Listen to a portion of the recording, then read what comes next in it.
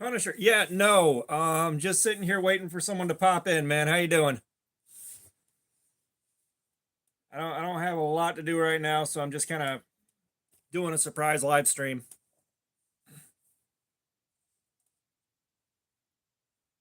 Like you didn't pop up in my chat until right when I said something.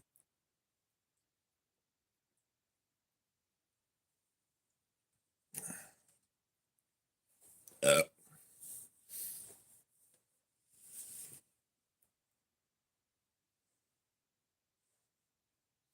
yeah. Well, you might be the only one here when we roll the dice, so we're gonna roll them and see which knife we get. You're gonna know, but they won't. 17. Gee, why does he keep giving me the knives I don't want to use?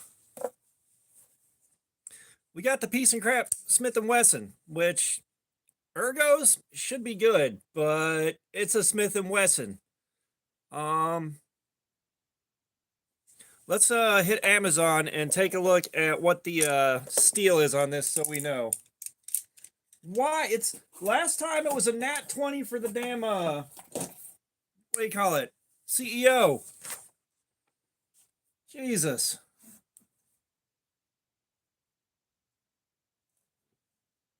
No, we're not gonna re-roll. The die picked. I'm just gonna see if I can find out what steel this is.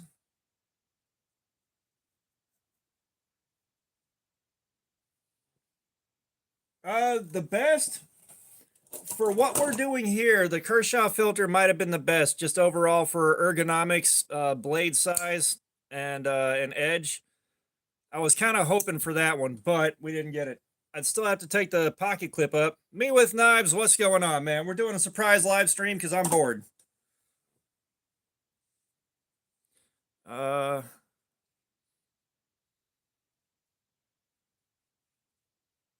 and I'm looking to see what the blade steel is on this, if I can.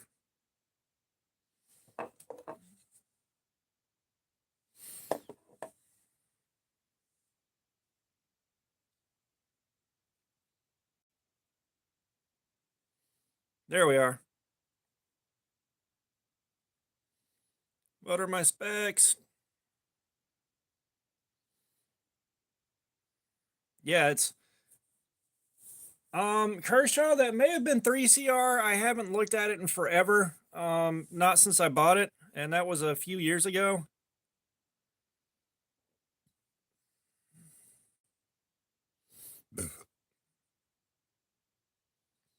Yeah, this says it's 8CR13 right here on the Smith and Wesson. So we're gonna have a good few hours on this one, but let's take our first cut. Let me share my opinion on the dice messing me up a second time in a row.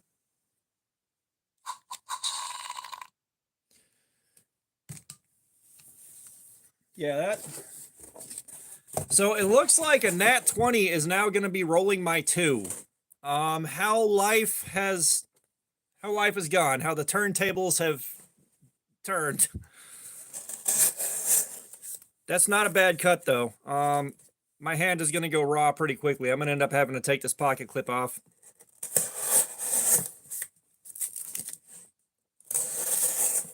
Maybe.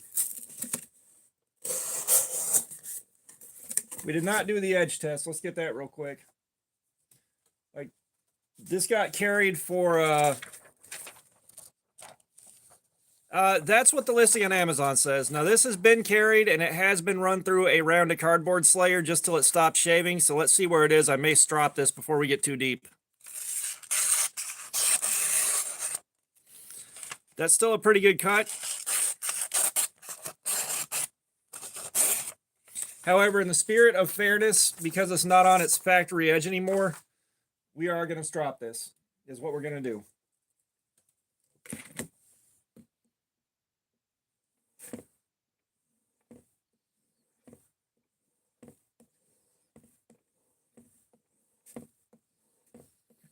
Well, I mean, the thing is 440, I believe, is exactly 8CR, molecularly speaking. The only difference is the country of manufacture on 8CR and 440. It might be 9CR, but it's one of those. charts are out there. So I mean, that's part of why I stopped caring so much about the specific blade steel. Um, you know, if I have knives that I can find a way to really put through hard use and capture some of that on camera, we'll start looking at the true differences between these blade steels. But for what we're doing here, it just, you know, I remember back in the day, this is part of how we ended up at Cardboard Slayer, but back in the day, it used to be, well, cardboard wears your edge out more than anything else. Don't go too crazy on the cardboard unless you want to sharpen. So either knives have come a long way since then, or that was just an old wives' tale. Or an old knives' tale. Yeah, yeah.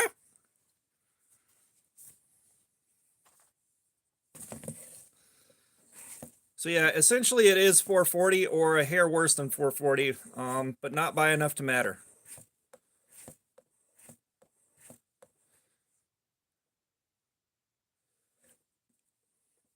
And the surgical stainless is different from 440. I'm not sure exactly what the molecular difference is, but there is a difference.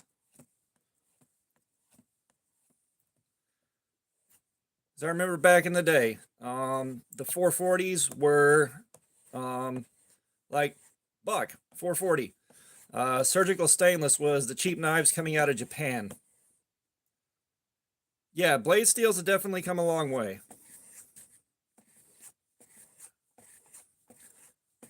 I just put a nice slice in my strop. All right, let's get this third one in.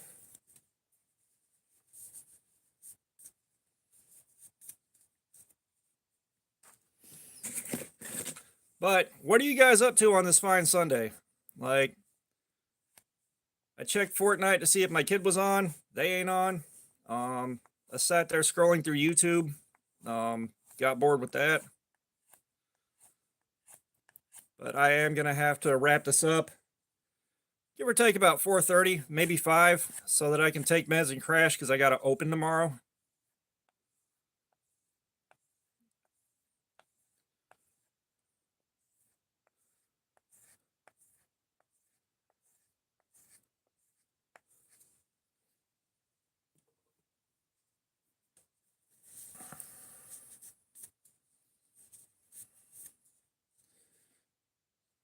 And I don't know if I need to charge the strop again with more diamond compound, or if I'm just not giving these enough love on there, but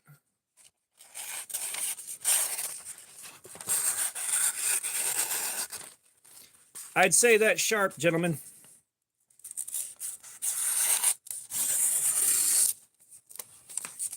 Yeah, she's sharp.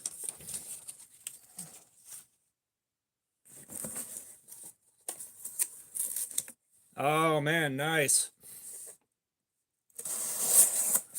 Oh man, that strop makes the cut so much better.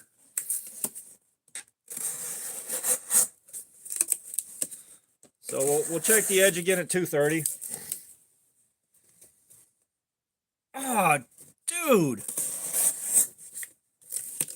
I got to figure out what's going on with my truck. I can't get the check engine light to go off. I'm getting an evap code, but I've already done a new gas cap. I've done a new evap canister.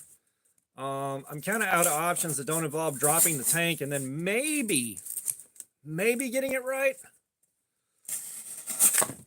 Like it might be the fuel filler hose coming down from the neck. I don't know. Like the truck is an 03, so you know anything could have happened in like the last 20 years. But yeah, I'm taking this pocket clip off. Like that apparently is going to be a common theme here. Is pocket clips getting popped off. And thank you again, Gen Knives, for these tools. It is so much easier to pick the T6 out when I only have a T6 and T8 with these handles on it.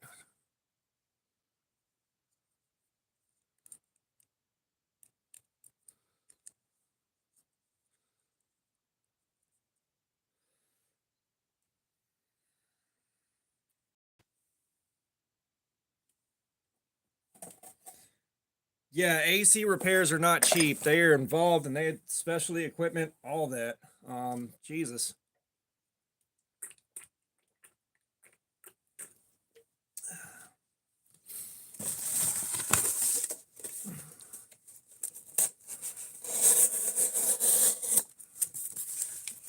Thankfully, my AC still works. It I've charged it twice. I've gotten the canisters from AutoZone and went ahead and done recharges on that. Now that being said, when it hits like 111 degrees, it doesn't feel like it's working the way it's supposed to, but I think that's just there's only so much an air conditioner can do, especially an air conditioner that's 21 years old, like without rebuilding it. Bobby, what's up, man? We're doing a surprise live stream. I got bored, but we're going in on this little Smith & Wesson. I have stropped the piss out of it and taken the pocket clip off, so it's as good as it's going to get. And this thing is 8CR. I beat you to it. So I'm expecting 8CR to last the entire live stream. That's fine. But this was the worst knife in season 1 of the Super Budget Showdown. So I'm not looking forward to dealing with the ergos. It did go through a much more mild version of Cardboard Slayer while I was still learning how to handle Cardboard Slayer, you know, to get our edge retention tested out. So that was just enough cuts for it to stop shaving and just enough cuts for it to stop cutting the copy paper cleanly. So, you know, the Temu Geddon knives season 2 definitely caught it a lot worse. And my next Super Budget Showdown is going to be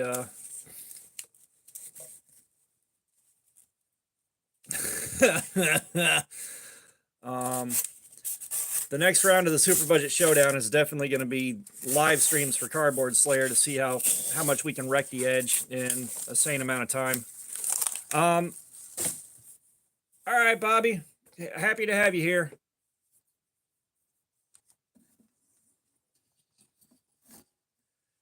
Yeah, like I said, 17 is the new 2. And I'm gonna have to pick and choose the cardboard a little carefully because I don't have a ton of it right now. I haven't traded out my cardboard that I had. All right, Bobby, thank you for dropping by, man. I haven't traded out the cardboard I have from the last live stream for new boxes. And I think we're another 3 or 4 days away from the live stream with the gin knife, but I am looking forward to that because just good ergos, large blade, like everything that I want in a knife that's not something like this where I'm making a ton of compromises. But yeah, retainer. Oh, I've never dealt with one of those. It's crazy though. You know, one of the reasons that I deal with the broken family dynamic is my mom was one of the most petty, childish, and worst people I've ever known.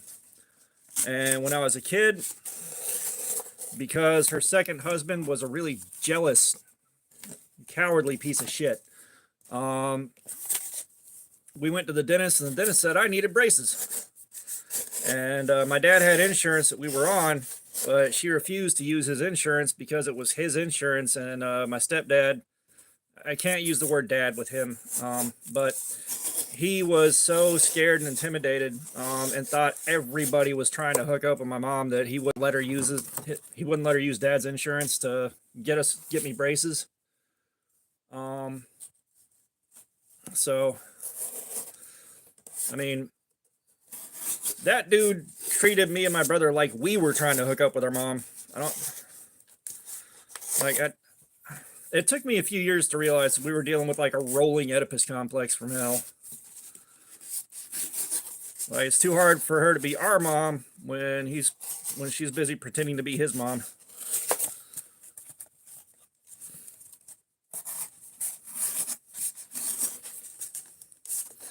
Yeah, I don't. Yeah, I've moved past holding grudges. Like holding a grudge is for me is like drinking poison and waiting for the guy I'm pissed off at to die. Like it doesn't work so good, and I don't. I'm too old, fat, and tired to waste my energy on that. I got better stuff to worry about.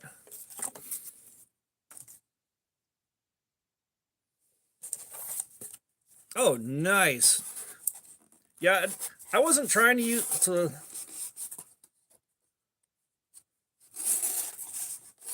Yeah, I haven't been trying to lose weight, but my job has me walking like 5 to 7 miles a day, and it's like power walking. Like the faster you move, the less you get stopped and bothered by coworkers. So it's kind of the faster you walk, the easier your life is. So I've been burning it, and like I didn't really care about weight loss, but the weight loss is annoying because now I got to wear a belt, and the belt's getting like tighter and tighter, and things are still kind of shifting and falling off, which means I probably need a new belt. But I've got one somewhere that I want to wear, but I can't find it. Kind of like a lot of things.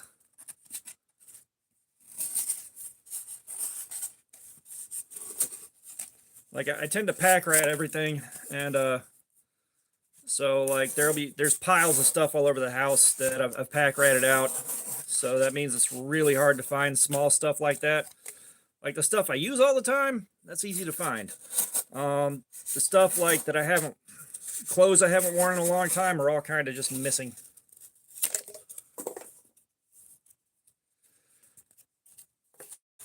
Yeah, I can't do that. And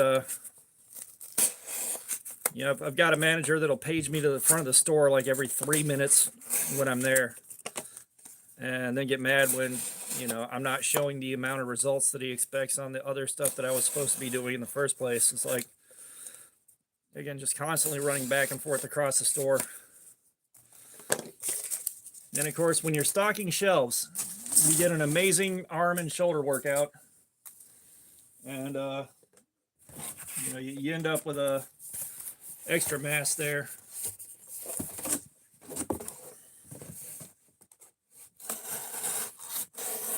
Yeah, I think most of my resting pissed off face is gone now, but for the longest time, like guys that I knew was like, yeah, you look prickly as hell, man. I didn't want to mess with you. First time I saw you, I was like, yeah, I get it.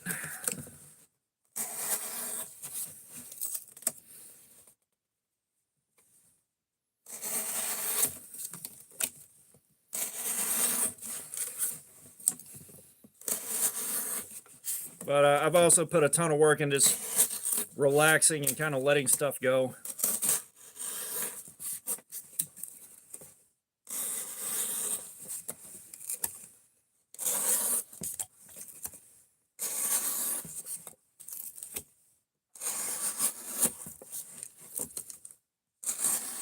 God almighty, the ergos on this are just not good.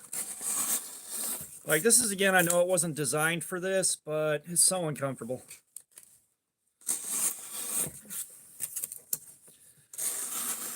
It's gonna be a while before I throw that GVDV Zodiac in here that you guys want to see.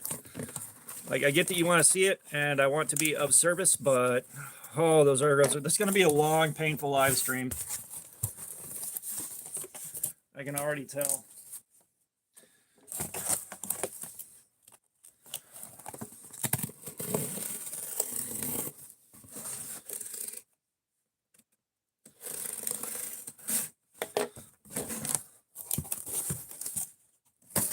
I don't know. This is the only Smith & Wesson knife that I own, and I only bought it, one, because Super Budget Showdown. It was like $11, or it is now. And I had heard Smith & Wesson knives had gotten a lot better over the years through a couple of Faceballs groups. I'm seeing a little bit better materials and a little bit better build quality than I've been seeing. And once you get the detent as good as it's going to get, it's an okay little carry, like okay. But yeah, it's definitely not designed for heavy use. It's just designed to carry and cut boxes open.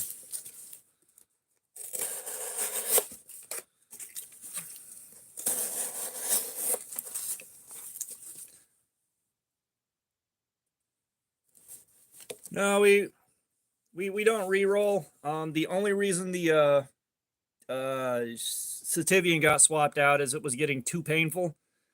If this gets too painful, we'll move on to something else, but I'd rather keep the thing for the whole live stream if possible.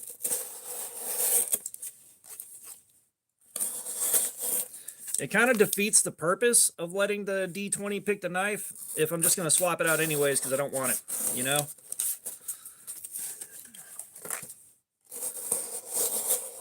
And the thing is, like, I throw one that I don't feel like using in there just so you guys have something to, you know, for you guys, really, you know, like, I'd love to see once in a while somebody do something like this with a knife they don't really feel like using. No, the GVDV Zodiac is a very small knife with like a 1.25-inch blade. And the video I did after carrying it for a week, literally, or almost all my comments were, dude, I want to see you, do Cardboard Slayer with that one. Oh no, I'm gonna draw the line somewhere as far as like painful, but we're gonna push that out as far as possible. You know, because again, I don't feel like defeating the purpose of letting the D20 pick the knife.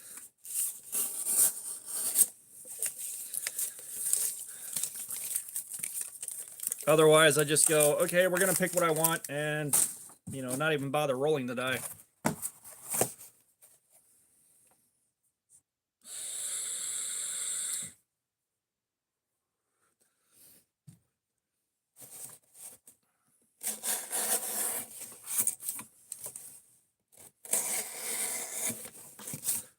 I will say with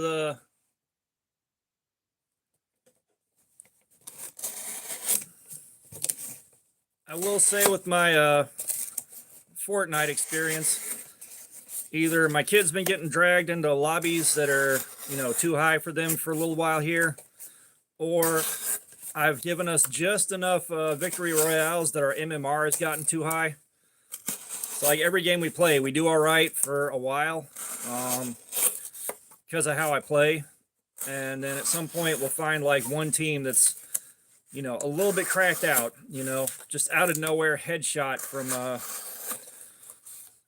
closer than I should be, in all honesty, but still it's like 2 headshots in a row from a sniper rifle while I'm moving around trying to get out of the way.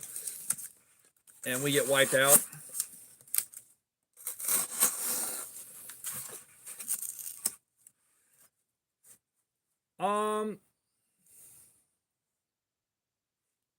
Huh. Okay. I don't know when we're going to get into a super steel. For that, I want to find the right knife, and I want something that I don't mind wailing on. Like, yeah, they should totally be able to handle Cardboard Slayer, but I need to find like the right edge profile, the right blade profile, and all that. Because if I'm gonna do that with what for me is an expensive knife, I want this to be the best experience I can have. You know, like I don't want to. I'm not at a point where I want to beat up my bug out, even though I should. And then like the Cold Steel AD10, that's too big of a chungus, like too thick to make this easy enough. The Frenzy, the blade is just too long to control doing this from this angle for a long time. And the M390 bug out, I kind of do need to use, but it's again, that one is hitting too nice to carry territory. Like I am scared of dropping that one or really beating it up. But Rob Zombie movies, have you seen The Haunted World of El Super Beasto?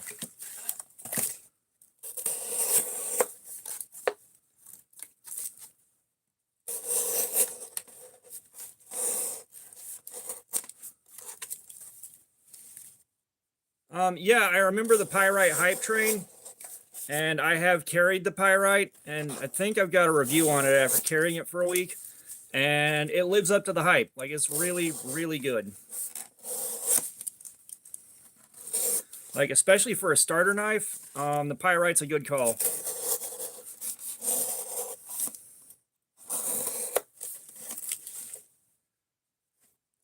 Yeah, I've got Super Beasto on DVD somewhere, I think. Like that was a fantastic animated movie.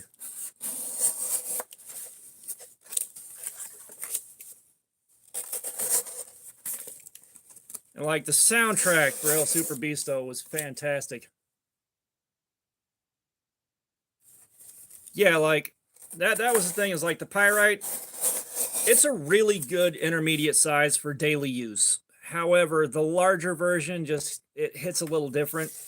And I haven't been able to buy the larger version, but you guys know me. I like my large knives. They are the most comfortable things that I can use, just because I got big hands. Like this thing right here, gone.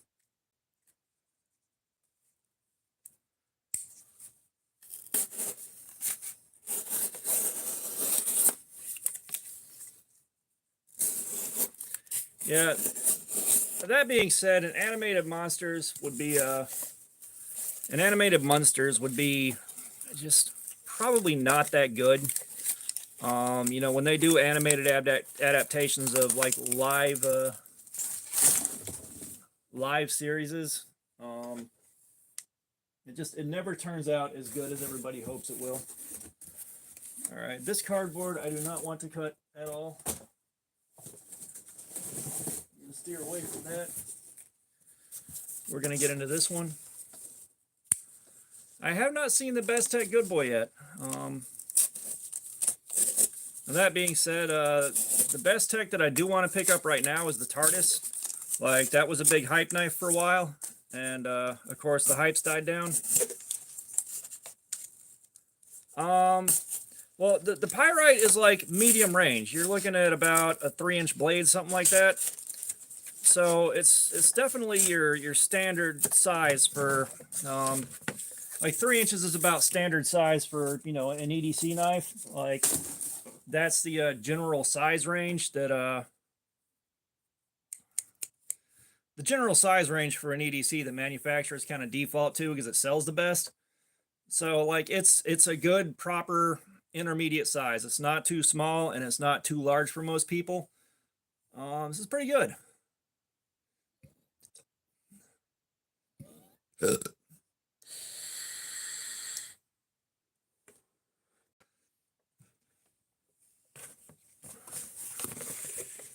Yeah, like I can see Rob Zombie hitting Willy Wonka in the Chocolate Factory. That being said, that would be a bit of a licensing headache, I'd think.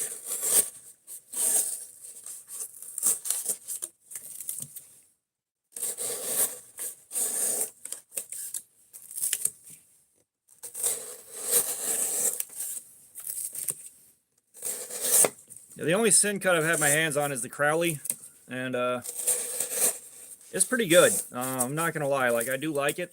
The Crowley actually has a pretty somebody's gonna know more about the swordfish than I do, but I'd say the sin cut Crowley is pretty directly comparable with the pyrite. They're kind of punching at about the same weight. Oh, this cardboard hates being cut.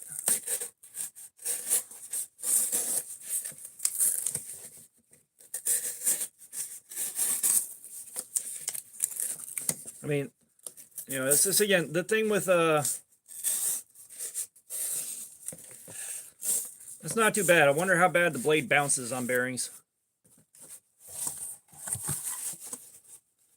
But you know, when you're doing stuff like this and you're making videos that are all pertaining to knives, like, it gets really hard to watch too much other knife content because you're just like, you know, I've done too much right now. Like, I'm so burned out on watching knife videos that you can't really get back into the spirit that much.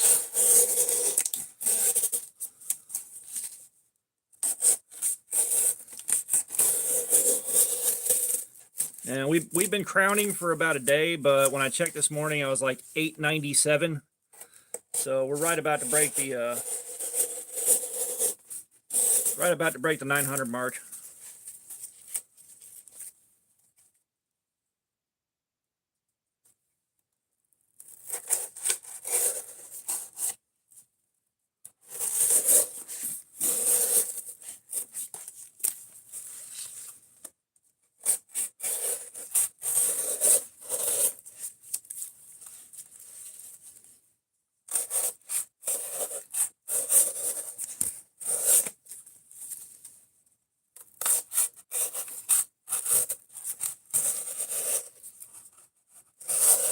we finally hit 900. Nice, nice, nice.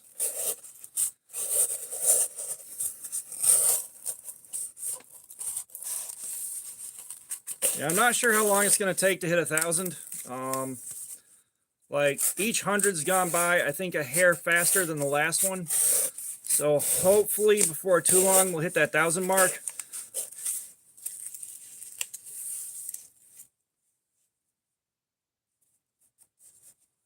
I have no plans at the current time to make a short sword. Anything over like a 3-inch-ish knife, I'm not set up to handle. Like I'd have to get a whole new quench tank. I'd have to, like I have to set up a whole new quench tank. I'd probably have to buy some better quenching oil to risk the reduce of getting visited by the ping fairy. Like there's a lot of setup I'd have to do first that I'm not in a position to actually do, let alone in a position to afford to do.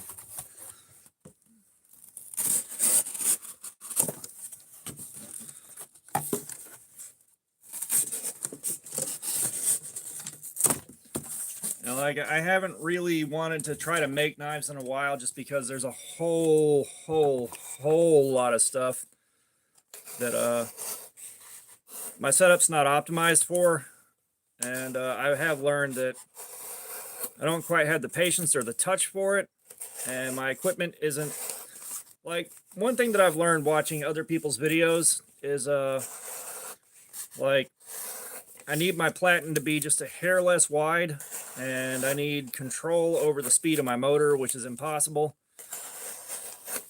And like the platen being a hair wider than the belt and not having good tracking on it makes it very hard to get a clean plunge line.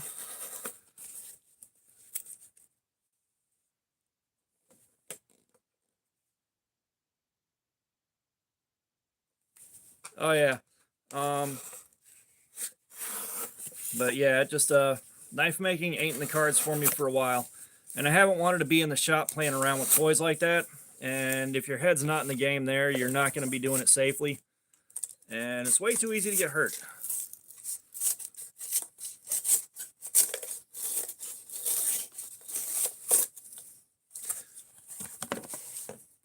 Okay, so what is your next major purchase that's still on the fence? And like the only time I see file work on production knives is the stuff from like Pakistan or something like that. That it always looks really cheap on those things.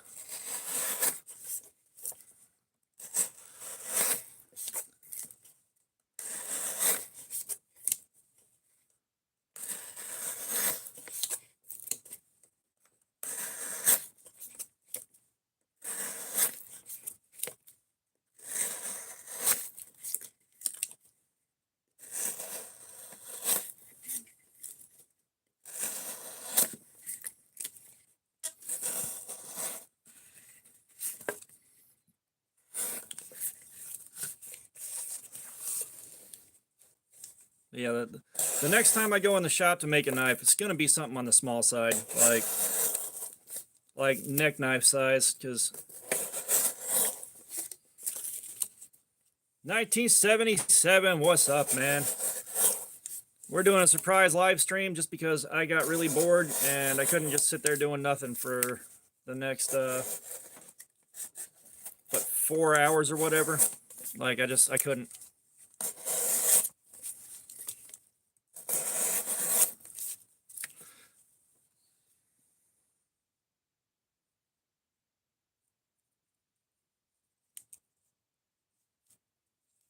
Oh, cool, man. I think this is my next day off for another 3 or 4 days. But by the time we get to the end of the next 3 or 4 days, I'm going to be, my next live stream is going to end up being the Gin knife, that Captain Knife kit, and see how that thing do.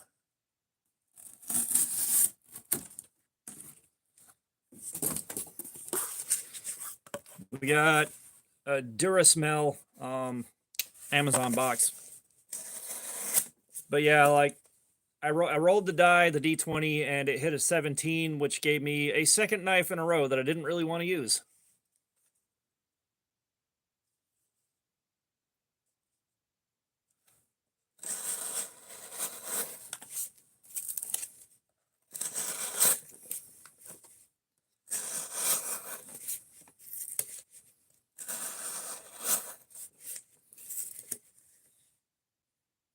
No, no pizza box. We haven't had any pizza yet to actually generate a box from. We're at a point right now where pizza is a luxury that's a bit too expensive.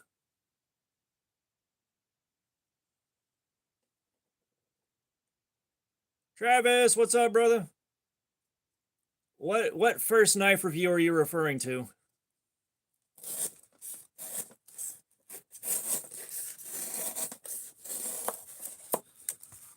I am a bit confused. I have done many, many, many knife reviews.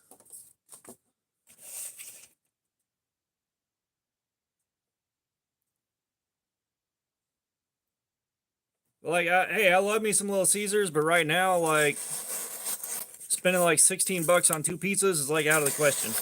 I think I've got like $21 in my bank account until Wednesday.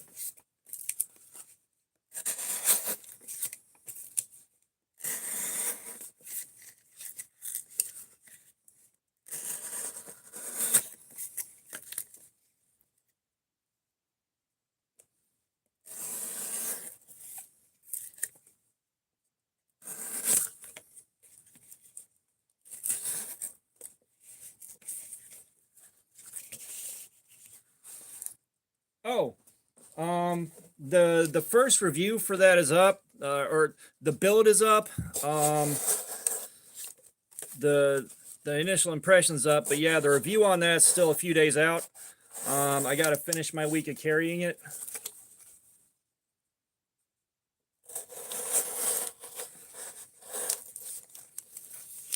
But yeah, that's coming real soon. 2 Little Caesars pizza. Well, no, the full review is not up yet. I've still got to finish carrying it for the week. I've got to do the follow up for that week of carry. Then we got to do Cardboard Slayer on it. Then we got to do the follow up video on the aftermath of Cardboard Slayer, and then that knife will be wrapped up, and I've done everything I can for those guys.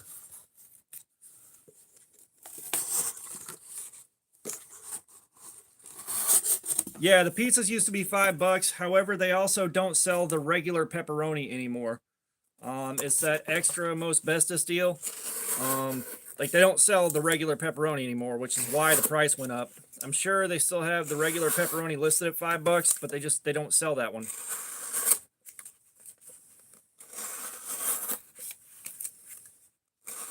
So I think that one's been shadow banned. Maxilla, what's up?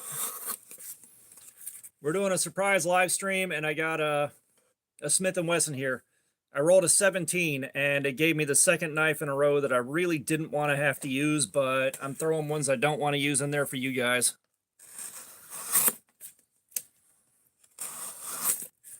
So yeah, there's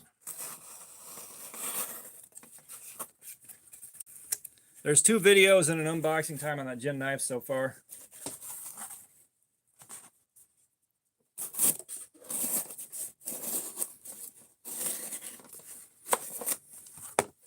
Trust me, now that we're talking about it, I can't articulate how much I want pizza, but no.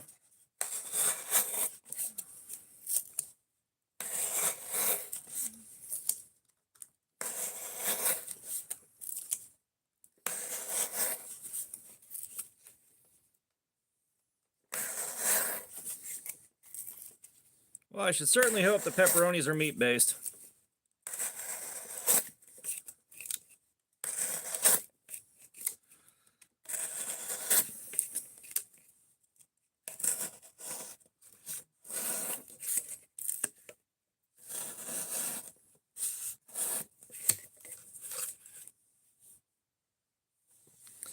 And as an added note, we did strop the hell out of this thing before we started the stream because it already went through a lightweight Cardboard Slayer for the Super Budget Showdown review on this.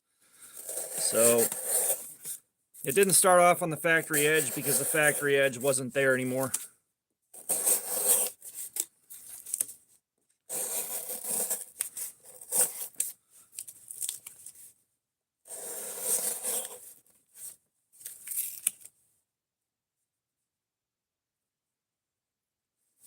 Yeah, so the best pizza I've ever encountered was at a place called Tomaselli's in Marietta. And that place was there for years, but the original owner passed away, and I guess his kid tried to franchise it out, and the quality of both of them dropped so much that it went out of business.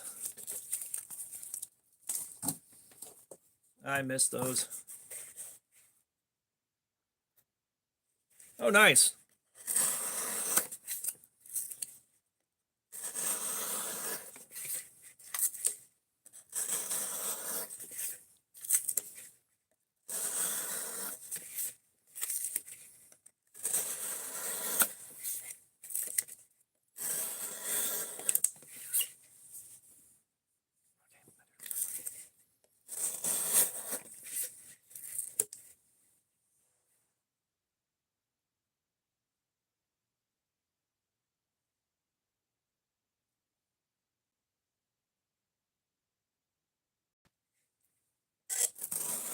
Sir, if I do a cardboard cutting marathon like that, which I may end up doing, so April is the month a very highly valued friend of mine raises money for Make-A-Wish, Georgia. As soon as he finishes the traveling that he is doing right now, he is going to start up his annual drive. The comfort's not great, not gonna lie. Like, I'm still able to use it, but the comfort, not great. But my guy is going to be raising money for Make-A-Wish, Georgia all month. So I'm going to be doing basically an ad read for it with every video that I do. So you guys are going to have to put up with that, but I'm going to have links for where to donate. And the donation link goes straight to Make-A-Wish. So the money doesn't enter my hands, the money doesn't enter his hands, it just goes straight to Make-A-Wish, Georgia.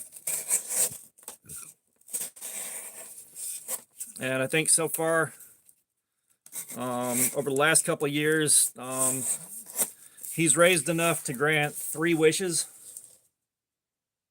Oh yeah, no, if I hadn't taken the pocket clip off, I would have already thrown this in the trash.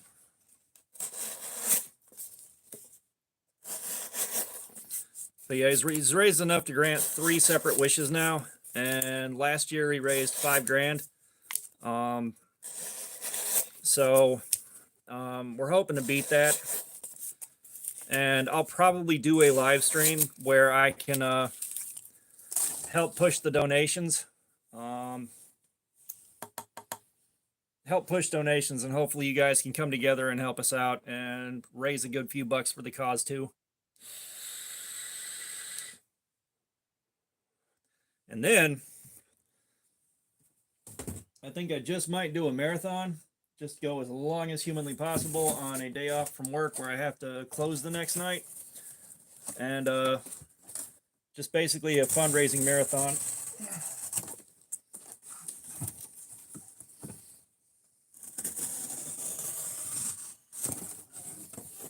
Okay, so we got a Chex Mix box now.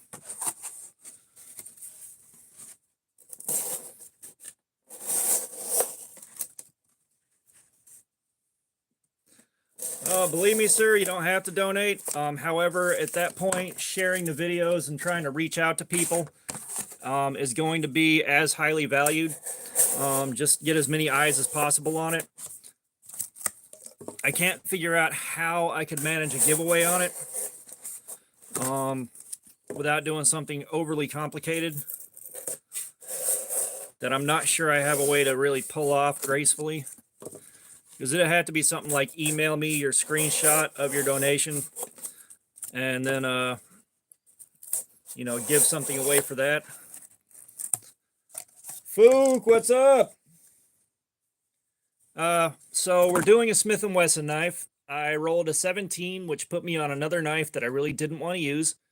But we're throwing knives I don't want to use in there for you guys. And I've already taken the pocket clip off, and we stropped it up because it wasn't on its factory edge anymore. So we're just going in on it. But we're talking about the month of April. A friend of mine is raising money for Make-A-Wish, Georgia. So every video that I do in the month of April is going to come with an ad read for that. See if we can't raise at least a few bucks to help out the cause. We've raised enough to grant 3 wishes so far over the last couple of years, and last year he cleared 5,000 for Make-A-Wish Georgia. So we're also talking about the possibility of me doing a live stream and just doing a marathon for as long as I can possibly go to try to help out. Like, I'd love to be able to do a giveaway where your donation gets you entered, but I don't have a way to really do the drawing on that without doing something overly complicated. And like, I have no idea how I'd pull that off. And I don't have the money to buy a knife worth donating for.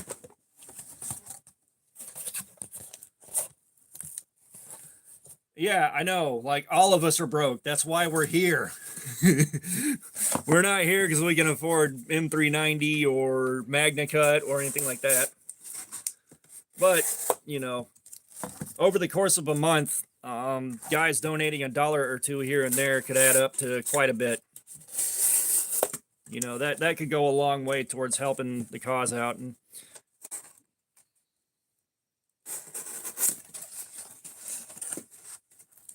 yeah, Ashish was fun.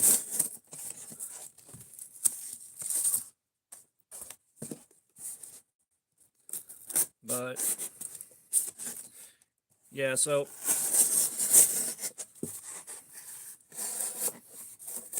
and I might, like, ideally,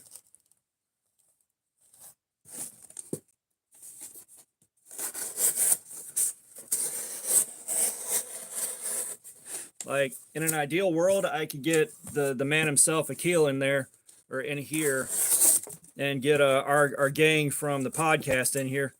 That'd be really nice, but I don't know if it's possible to arrange that.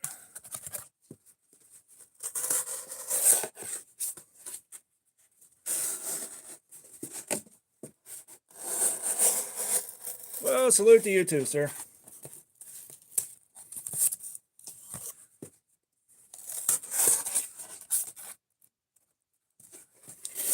This piece of cardboard sucks. Cutting a piece that's already rolled halfway over is apparently just a giant pain in the ass.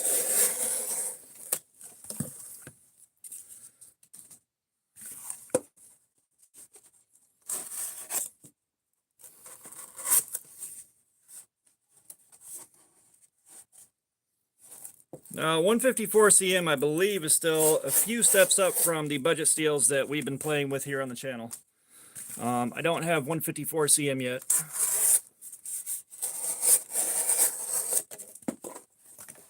Oh, come on. Up. Back of my head reveal.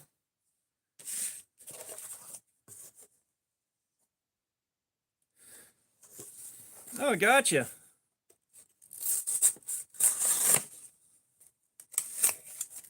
Well, I like that cut.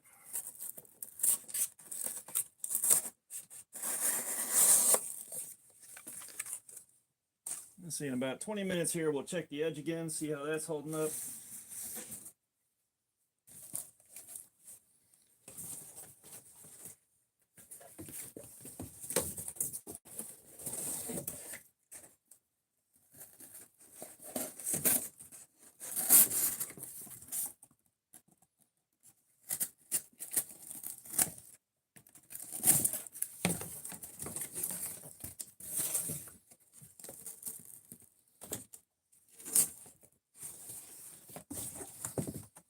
Come on. Jesus.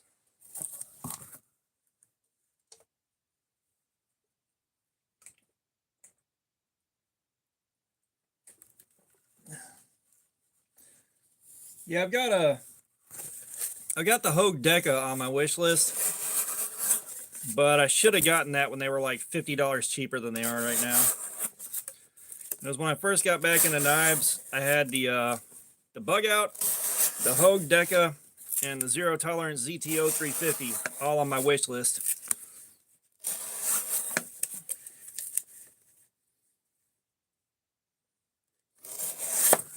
So, like, the desires there, like that was my trinity of knives I had to get, and then everything veered so far off course.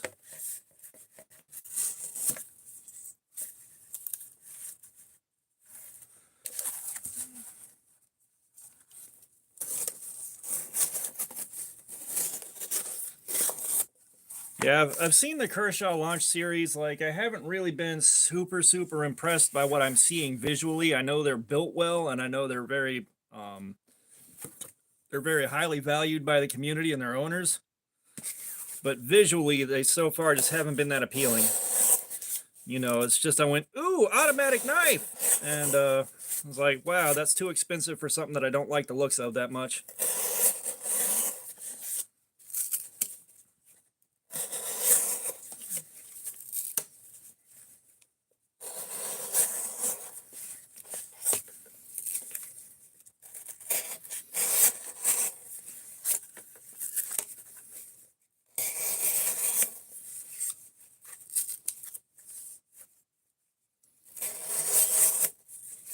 Yeah, I mean, honestly, if the launch series if I saw one that really looked like something I had to have, I'd probably start putting money aside for it. But you know, I haven't seen it, and once Blade Show is over, I'll probably start taking those pennies that I've been putting to the side for Blade Show, and start rebuilding that side of my bank account, and start, you know, saving up for some nicer stuff and trying to hang on to a few bucks every week to buy something super budget to, you know, show you guys, and see if we can't find more budget bangers.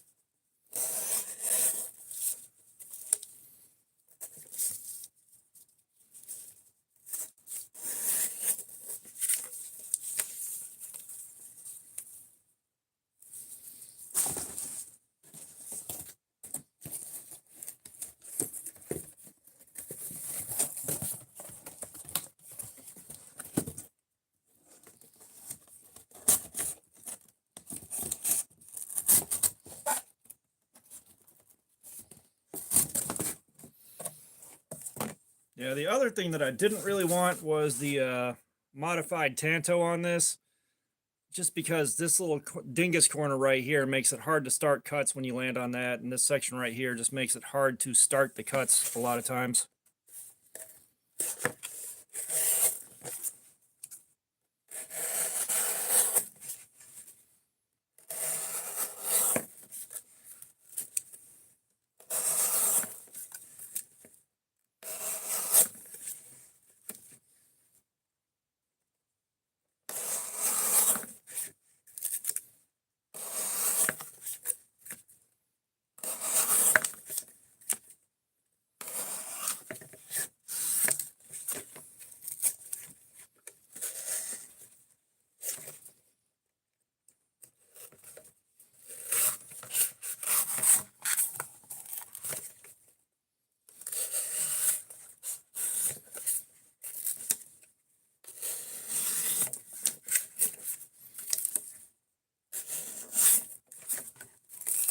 Like, you guys know, I still want the damn Cold Steel Mayhem.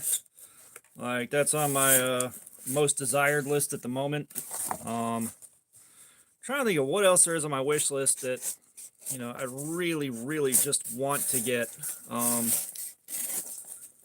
You know, like, not the budget stuff that we normally look at, but drawing a blank right now. I don't really do Instagram. I should, but it's kind of, I barely have the energy for the YouTube channel after work and everything else. I don't have the energy to chase down 3 or 4 different social media accounts just to like, I don't know, just because I don't have the energy.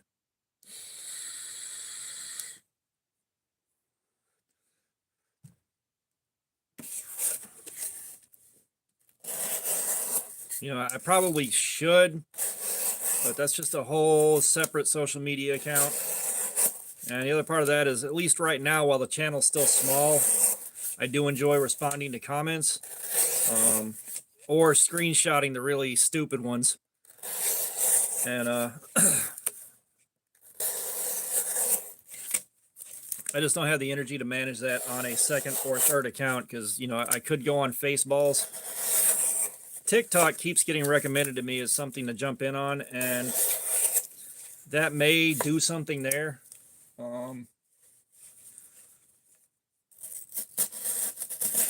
You know, but it's, again, like, just managing a whole extra social media account, and, like, you know, if the channel gets big enough to warrant setting up a second thing, sure. But that's also, like, just the time being consumed needs to have a return on investment.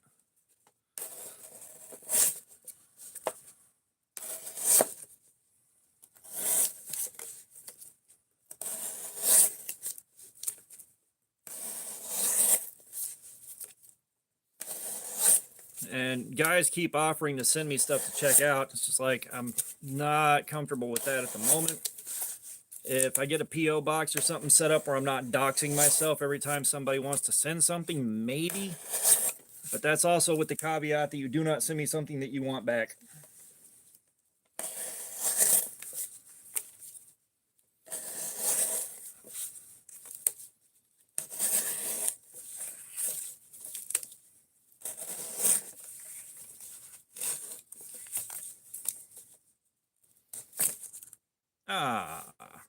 Almost got that last cut.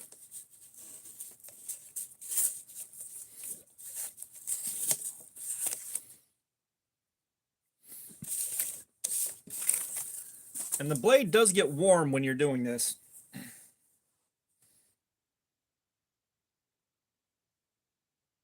Yo, what's up, Rich?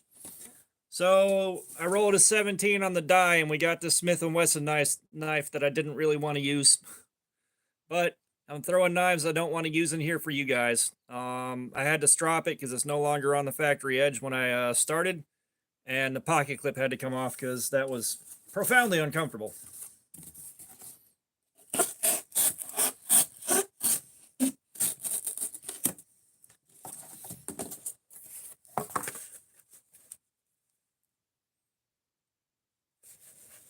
Yeah, see, I do remember, like, there used to be a private message function on YouTube at one point, but I missed out on that. Like, whenever I started, you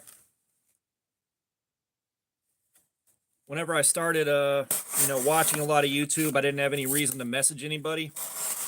And I think I know why they took that away, just because, you know, those things can get really, really toxic really, really fast. Like, I get it. But, you know, I'd pretty much rather keep it contained to the email that I have in the description, just to make life as simple as possible. It's like, I've messaged some of the guys on Instagram and never got a response. So I don't bother with it.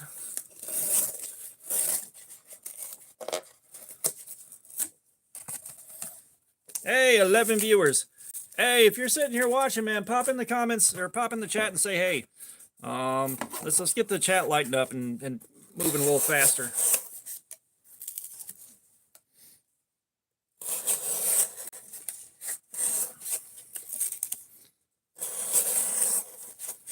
Like, I've had one or two people that I have talked to via Instagram that I wanted to send beads to. Chris Crypto Life, what's up? We have one guy, and his channel is just kind of inactive right now.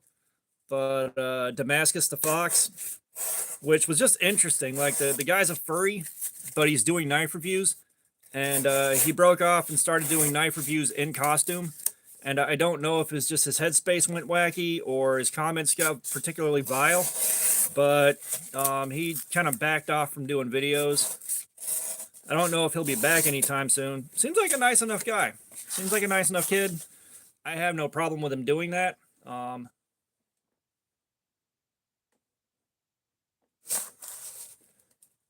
Yeah, no, I mean that's the thing is it was a new one to me. Like, dude had the balls to come out and do that on the internet. Um, I like the guy. And like if you wanted very, very, very painstakingly specific specifications, that's the guy you go to. Because like he's coming in there with a scale, he's coming in there with calipers, he's coming in there with like 17 knives to compare the one that he's holding to. And like he couldn't really wear the furry paws to open and close knives, so he ended up going like these black tactical gloves, which was a wonderful, wonderful contrast to the fursuit.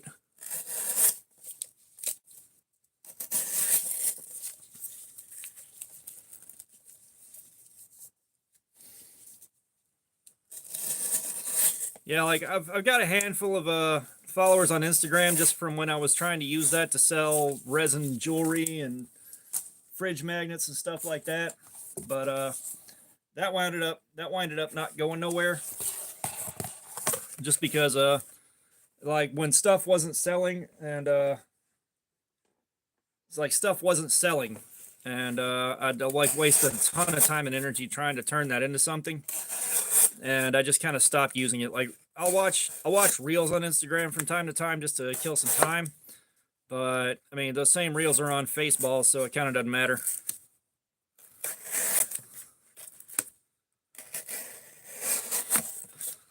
Wow, it's definitely not cutting like it used to.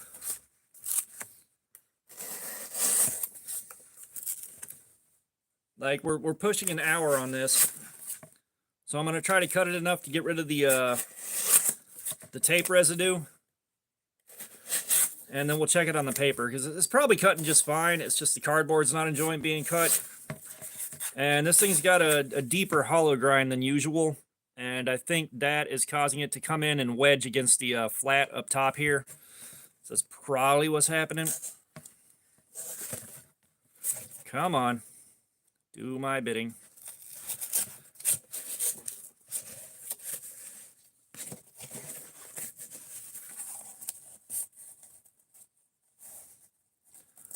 Oh, hander pants would be good. I need to do that. Oh my god, that would be phenomenal.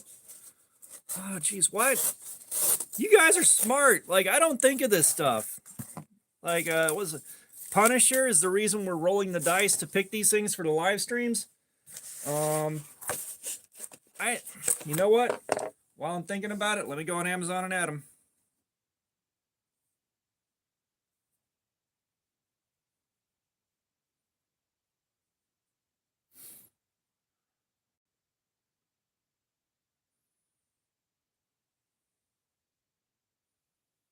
Let's see. Where are you? Add to list. Add to list. Sorry, the old phone doesn't like Amazon that much. Like you got to click add to list like 17 times. Come on, scroll wheel.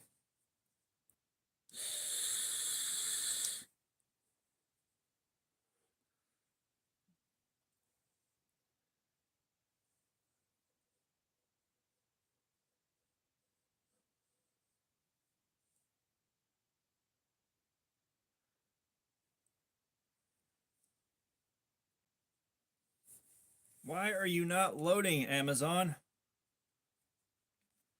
I'm going to keep an eye on this. Amazon on my old phone that I'm reading the comments on is just not cooperating. Oh, I know what it is.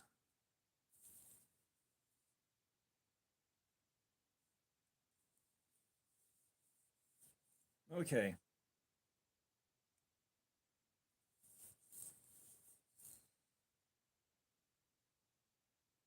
Well, you just haven't had the right idea yet, Fook. That's all it is.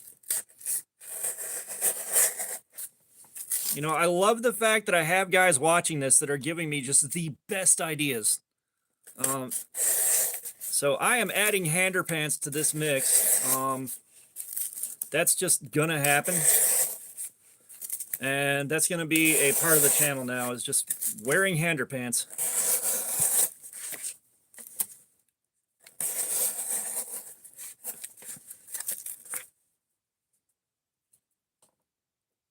Oh yeah, bro, that guy.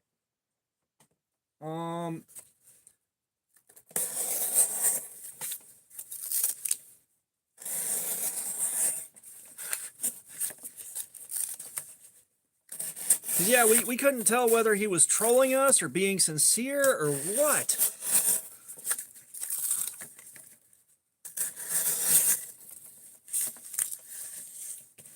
Yeah, I think he said he cut his finger off is what that was.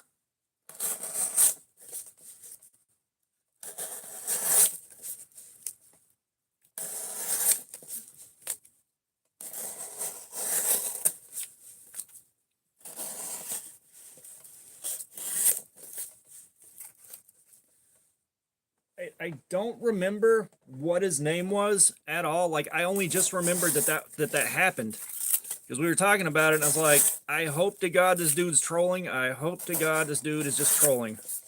Like, not really all that funny, but I was hoping he was just trolling us.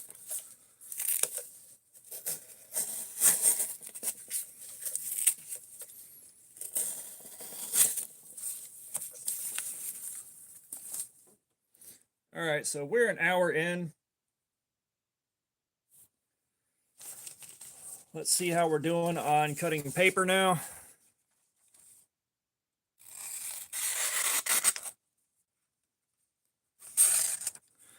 Yeah, so the finest part of the apex is definitely worn a little bit, like always. And the only resistance I'm feeling is the sections where we have adhesive stuck to it. Let's try to get this trimmed down to a smaller piece. Okay, that's better. That's a bit more manageable.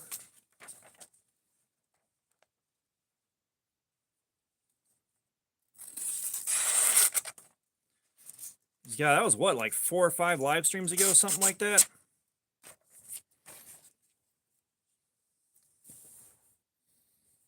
Yeah, so just like always, we have worn the finest part of the apex off, and that is long gone now.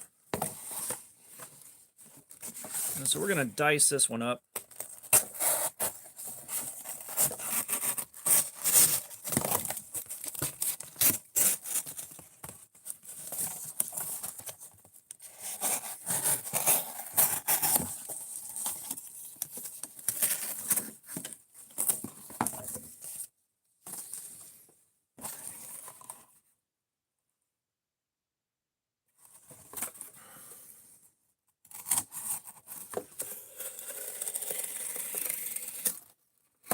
Yeah, I don't think any of us would be okay with losing a thingy.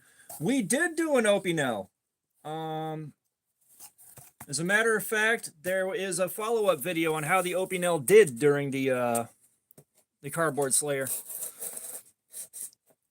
I don't know how many live streams ago it was, but we did do an Opinel.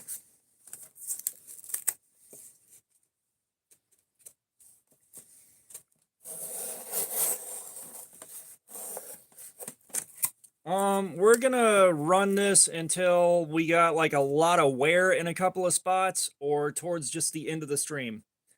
I'm probably gonna go upstairs and grab a my meds and take those, and then I can ride the live stream out a bit longer before I get too sleepy to really go safely. But basically 8 CR every time we've run this. It's lasted a full 4 hours, and then just the wear on the edge is kind of minor. It's just a few spots that are a little bit more worn than everything else. So, again, this is mostly just, you know, the knife was picked at random.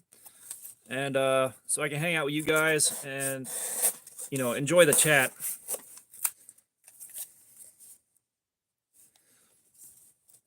I'm trying to think, like, you know, my worst injury so far has been either that right there or the broken wrist from taking a fall at work.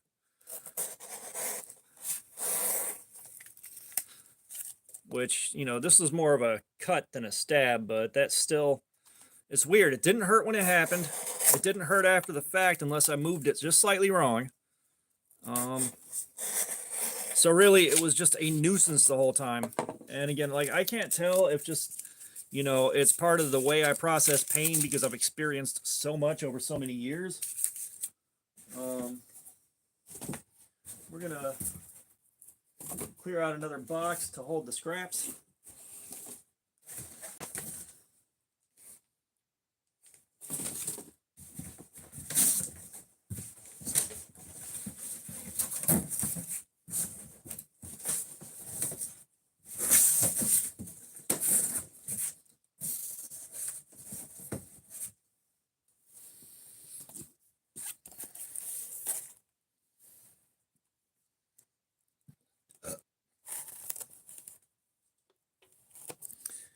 Yeah, the wife suffered from some meniscus damage a while back.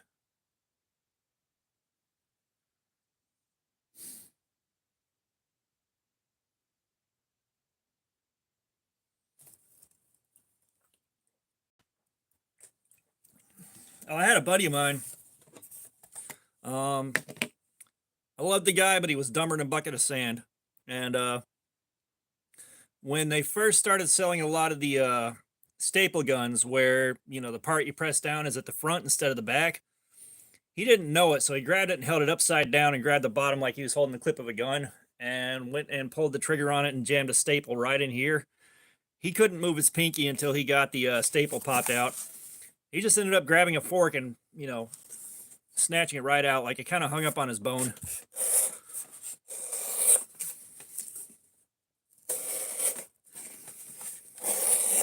I miss that guy. He was fun.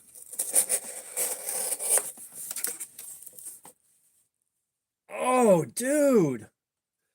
Going under a car, even on jack stands, I am so scared of that happening. It's like so scared.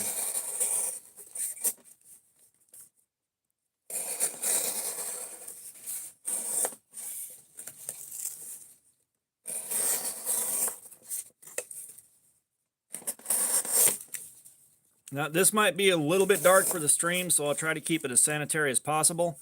But at one point, I misinterpreted something my mom's second husband said. I got slapped in the back of the head so hard it bounced off the corner of a wood cabinet and split wide open. And so he freaks out. He takes me to a doctor's office. We sit there and wait, and I think he just got too scared of being caught and reported for it. And he took me out of there and drove to a drugstore and bought butterfly stitches and just taped that down like that. And yeah, like it gets kind of darker from there, so I'm going to stop there. But that was a weird day. That was another one. I didn't feel it when it happened. I didn't feel it after the fact. I felt the bounce, and there was like a little bit of pain from just being hit that hard. But the spot that split open, I never felt it. I just reached up and touched it, and there was blood everywhere, and that's the only reason I knew something happened. And didn't feel it at all after the fact either.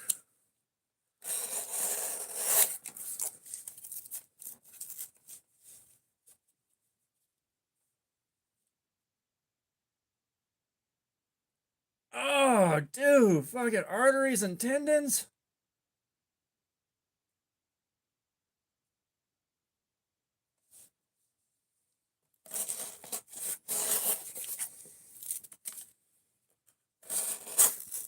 I can't imagine a rib. And that was something that I recently did a CPR course like last week for work. And apparently if you're doing CPR the way you're supposed to, you're probably going to break a rib. Like, a rib not being broken is a rarity. Which I did not know that.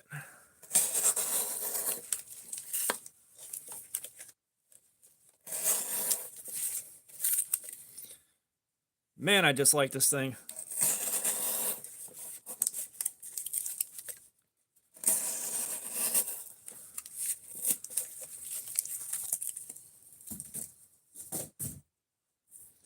I don't know if anyone said anything about this, but gun manufacturers license their name to the worst knives.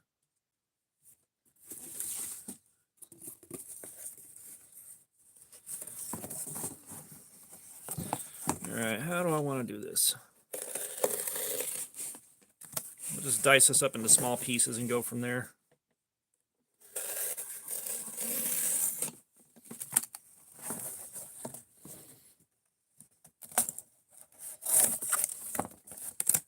And for starting off, working so carefully to avoid chewing the surface of this up,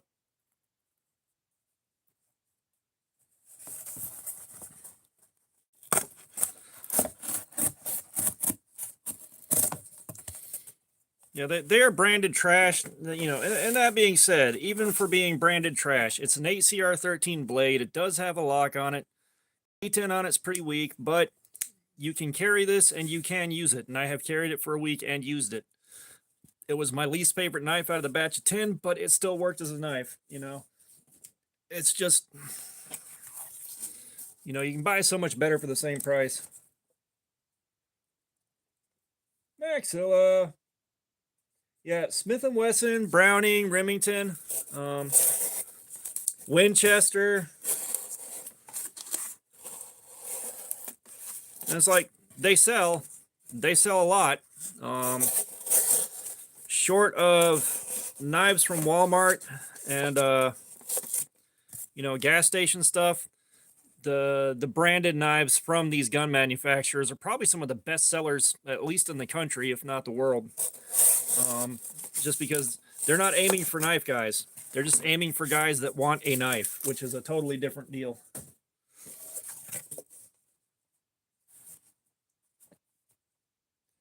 We do got 12.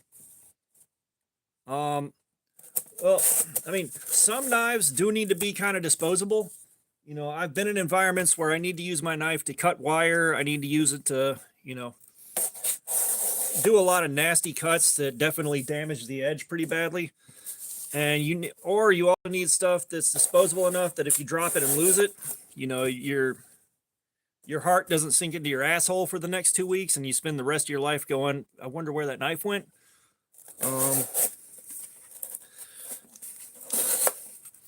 You know, like if I'm traveling and there's a chance of something weird happening, I'll grab like the Harbor Freight Gordon knife or something like that. You know, if it gets confiscated because I went in the wrong place with it or it gets lost, I don't care.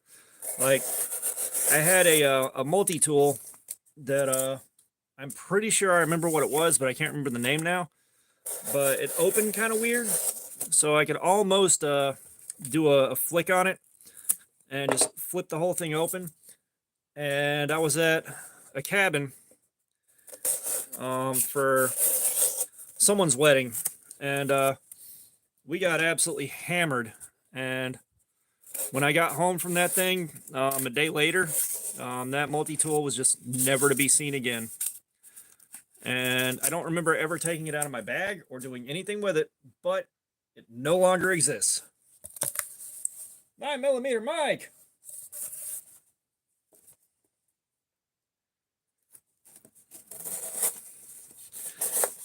Yeah, trying to remember. Who else is in the gang? Who else is gang? We got Maxilla, we got Knockoff, we got Fook, we got Punisher, we got Mike. Forgive me if I'm drawing a blank on you specifically. 1977 Alive and Kicking is here. I think that covers most of them. Sergio, what's up, man? Yeah, me with knives. There we are. So we rolled a 17 on the 20-sided die and got this crappy Smith & Wesson knife that I really didn't want to use. The pocket clip's been taken off, and we stropped it before we started because it was no longer on the factory edge before I did that. Is Mike experiencing the tragic joy of a birthday? Have you beat your personal best for number of trips around the sun?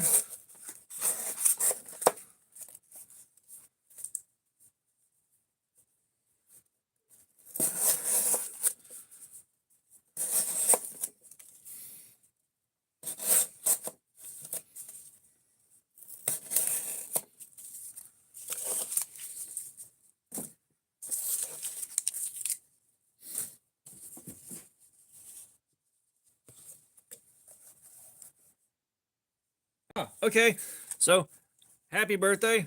Hopefully your birthdays are more festive than mine. The only thing I want on my birthday is just to be left alone and never have it mentioned. I'm one of those guys.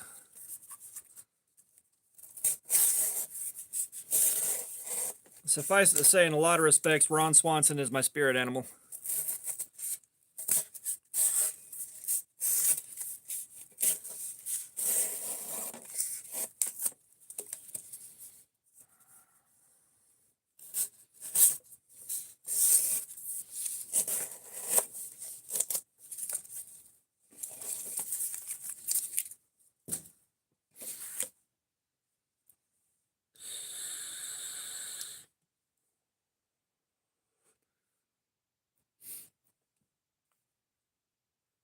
So serrated blades. It's really dependent on the environment you're in. When I was working outdoors doing landscape maintenance and installations and stuff like that, serrated blades were really handy. They did like a fine edge knife was a detriment there. So yeah, in that environment, serrated edges are definitely more preferable. And I've gone in there with plain edge knives and had so much trouble doing basic stuff like cutting rope and things like that. So yeah, you want a serrated edge there. However, if you're in more of a box slaying and you know, indoor job, you probably want a plain edge. So right now, like, I do plain edge because I'm in an environment where serrations are a disadvantage.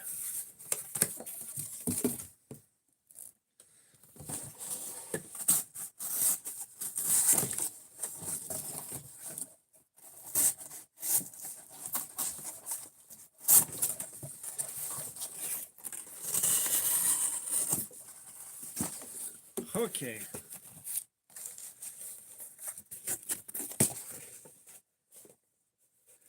Hi, all 8 regulars.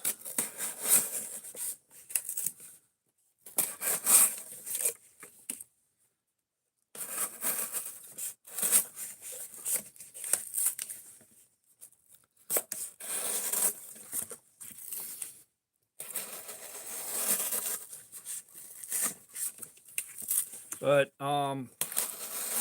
yeah, and that's the thing, is like a lot of gas station knives and a lot of like the super cheap sort of junk knives, most of them are serrated. Like, and I know it's because the serrations, one, you know, the guys that prefer serrations are definitely going to be guys working outside, stuff like that. And two, serrations just look a lot cooler than a plain edge, you know.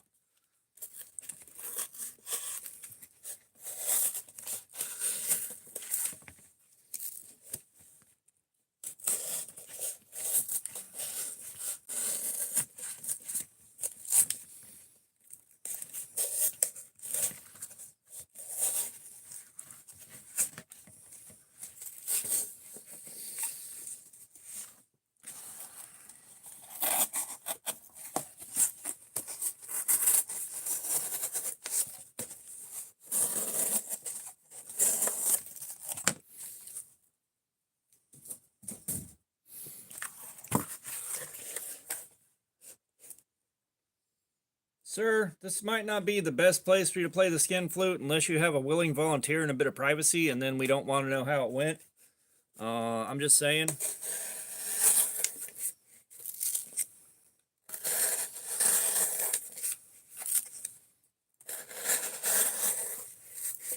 Like, nothing against it whatsoever. If that's what you're into, it's what you're into. I don't shame or judge.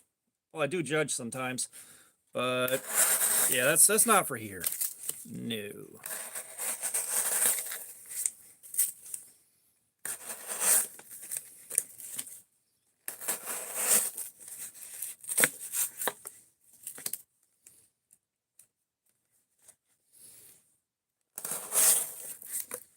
Yeah, it's like I lined up a 3-way for myself the other night. Took a while on Craigslist. There were like 2 no-shows, but I still got down. Actually, something that was really funny back in the day is me and a buddy of mine kind of got into interrupting each other in the middle of forming the beast with 2 backs. And it kind of started where I was renting out a basement from his dad, or, you know, I was staying in the basement. He was supposed to be moving out and getting his own apartment, so I just kind of took over his old spot. He never actually moved out and got the apartment, so he started crashing out in the kind of living room area. Like, it was a finished basement. You had a bedroom. You had a huge area outside the bedroom that was all, you know, finished, carpeted, drop ceiling, all that. You had a bathroom down there with a shower. Like, it was basically an attached apartment.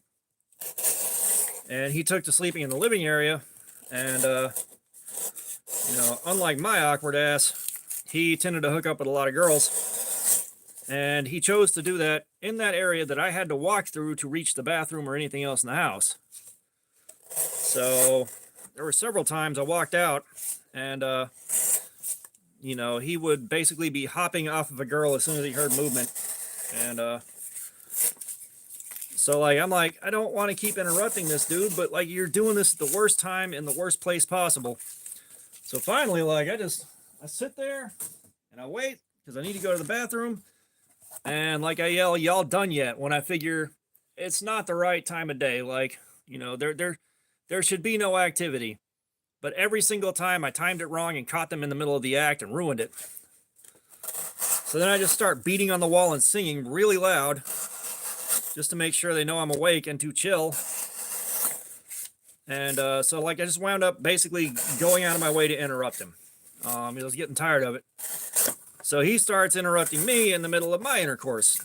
And we went back and forth like that until one day I'm in the middle of doing the deed, and a tile on the drop ceiling in the bedroom vanishes and his face pops out. And because of me dealing with the type of PTSD I'm dealing with and stuff like that, like things like that tended to not go well at that point in time.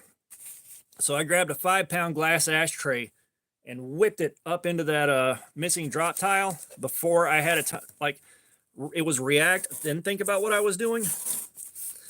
And he managed to get out of the way, but it missed his face like by an inch maybe, and crashed into the underside of the living room floor. And I realized what I'd just done and what the potential consequences were. So I looked at him, I'm like, we just need to stop now. Like, we need to just be done with this. Someone's gonna get hurt.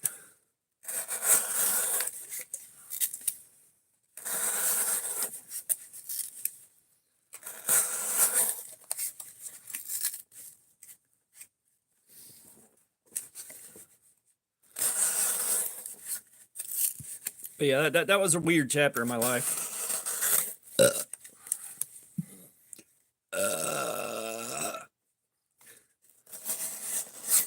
Those lights are great.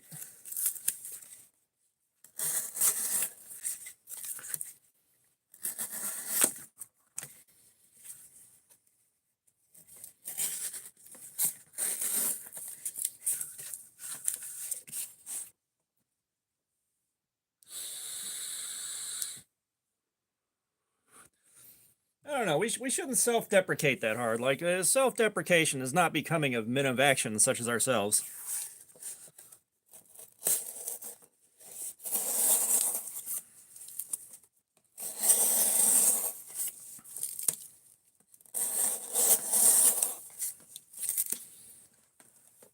Like, if anything, we're more like a D&D campaign that's in the early stages of going off the rails.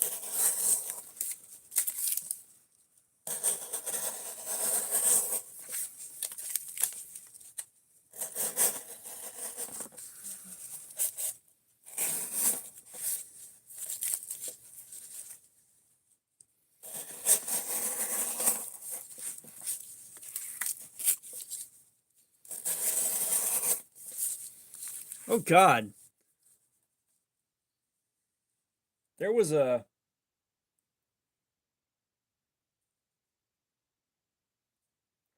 yes, you can be a level 2 bard with 10 charisma.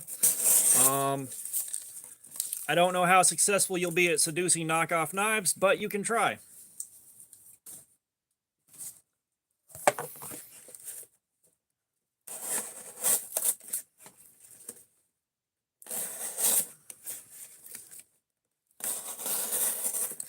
We had one campaign where my DM didn't quite catch everything that I didn't know in the rules, and I played a wizard, and I had this cone of fire spell that we both misread the ability.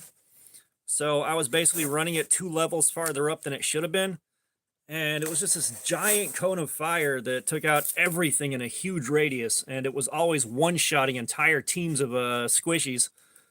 And we were having so much fun with that, but you know, I looked at it later after that campaign died because people started no-showing, and it was We definitely did not read the rules properly. We did not read the ability properly or the level on the ability properly. So we just got a free one. You know, it's kind of like I do when I play RPGs on any gaming console. I just run in there and try to overclock the character as much as possible before we start doing that.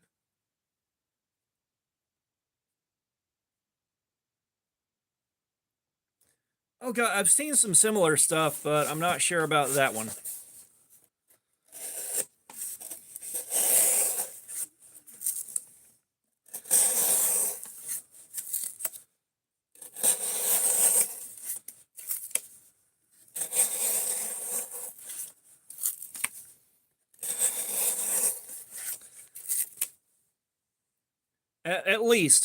At least for the love of God, we know that the next live stream we're probably going to have something with really good ergos because we're doing the gin knife on that one.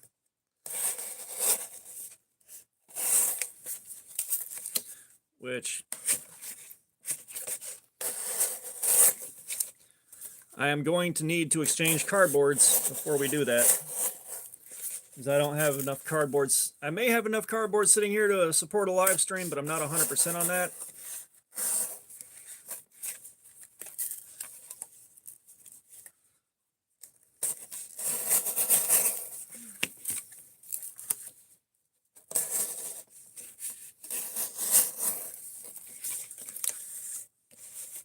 Yes, it is D2.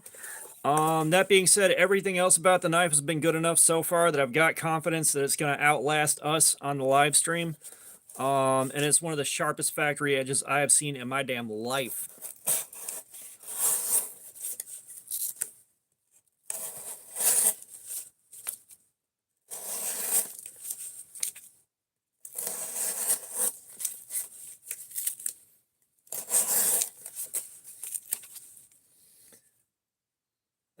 No, I don't know what HRC it's hardened to. I don't think they really keep track of that so much. But we're talking about that gin kit knife that I put together. I think that might have been like my last, a couple of videos ago. I think I've done the aftermath of a live stream since I've done those videos. I'm still reviewing that for those guys.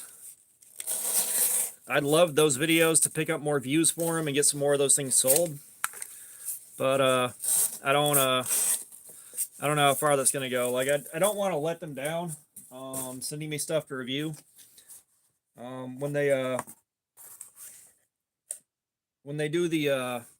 do more stuff, I'd love to review more of their stuff, especially after experiencing what that one's been like so far.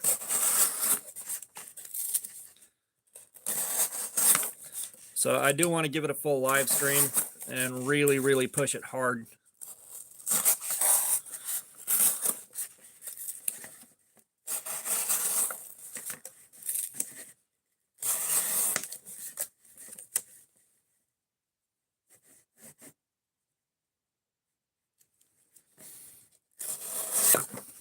Well, I think if this thing stands up to like a whole 4.5 hour live stream, the gin, if that stands up to a whole 4.5 hour live stream, that should tell you whether you want it or not there too.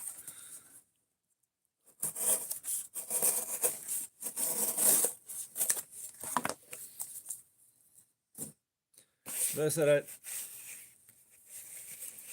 yeah, and it's just, you know, with knives that are getting that cheap, like the HRC is not a selling point for most of those knives. Like the blade steel, sure, but the HRC guys really don't care about all that much.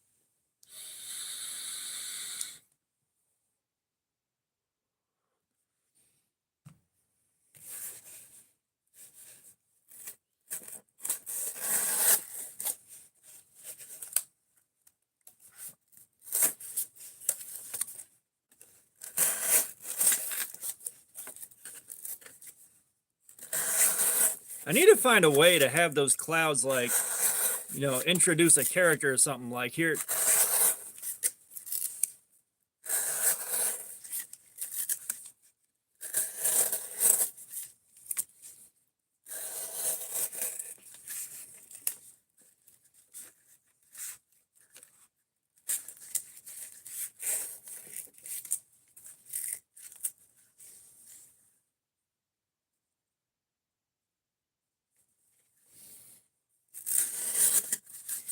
Do real ones of what?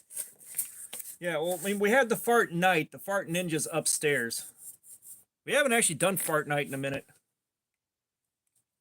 Let's see which fart we get.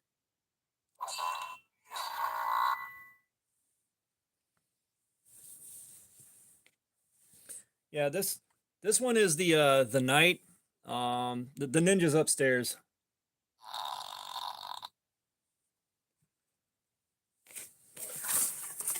I love the fact that those exist.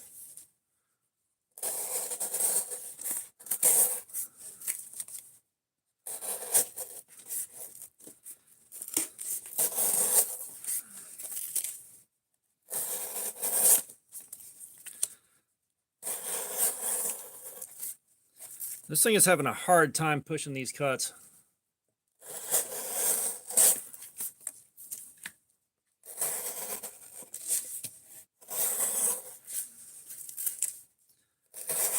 I don't know if the Fart Ninja still has batteries in it. These things are like quite old. Oh, movies about serial killers. Yeah, I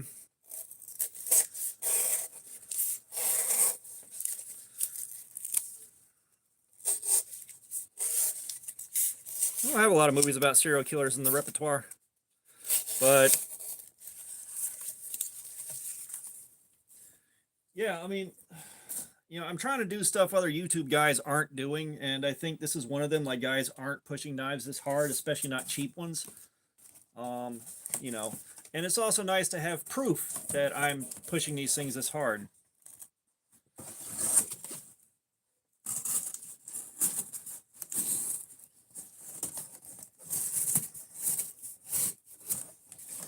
Like, it's possible to show.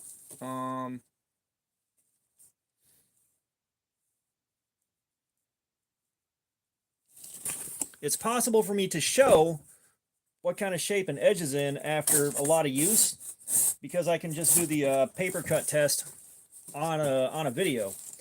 However, it's hard for me to have concrete proof that I actually put a knife through a ton of cardboard. If I was set up to do a video editing and all that, I might be able to find a way. But this is the best way for me to make sure you guys know I'm actually testing these things out and pushing them pretty hard. Okay, so we're going in on Dove body wash now. And this knife is not liking making these cuts.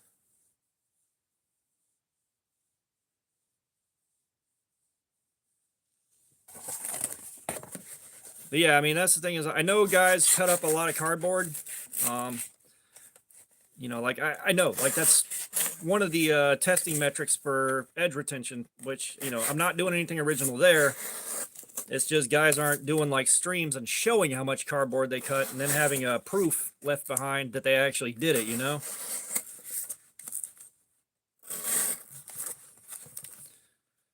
there are guys you can trust that, yes, they actually did do a hardcore cardboard slaying, but it's, again, you also have guys that'll get a cheap knife and they just open and close it a couple times on channel and go, this is awesome, and then they never actually use it, test it, or do anything else with it. So, like, you don't know how the ergos are, you don't know how the edge retention is, really. And like those kind of videos, I flat out do not trust at all, and neither should you. Like, if they're gonna open it like 3 times and say this is awesome and then not do anything with it, that's not a review, that's an unboxing, sir. And you have accomplished nothing of value to me.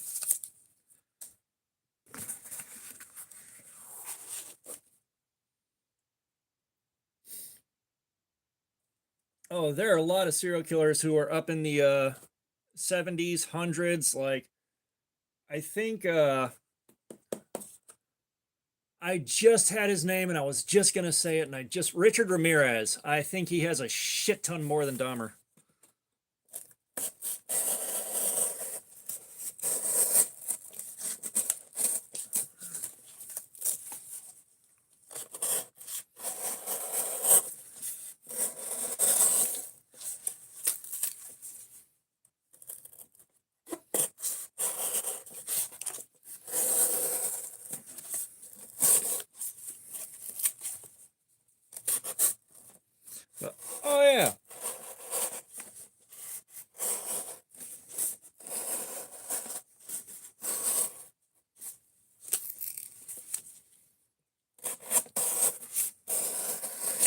What I was gonna say about the butt heads figures. They're old. They were made a while ago and they've been discontinued for a long time. And I managed to buy them basically new old stock. So the batteries in them are all in questionable condition. And when a battery goes, it makes very weak noise and kind of just gets stuck on, you know, scratched CD remix, but worse. And I just got to pull the batteries. And they're watch batteries, so I don't really have immediate replacements on hand.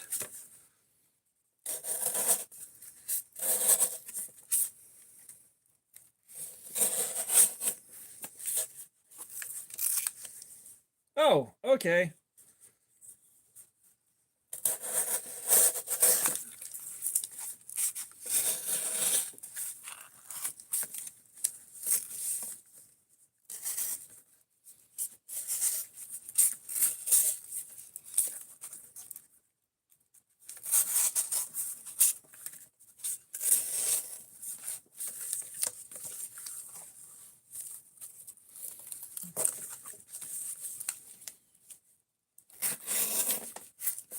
Yeah, Jeffrey Dahmer just snuck packs of Chick-fil-A sauce home. This is what he did.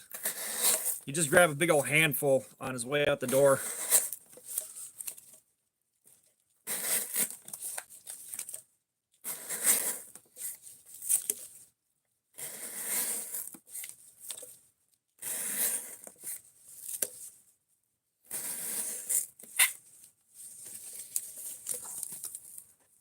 You know what? I'll be right back. I'm gonna go grab another figure or two. Oh, it hurts to stand up.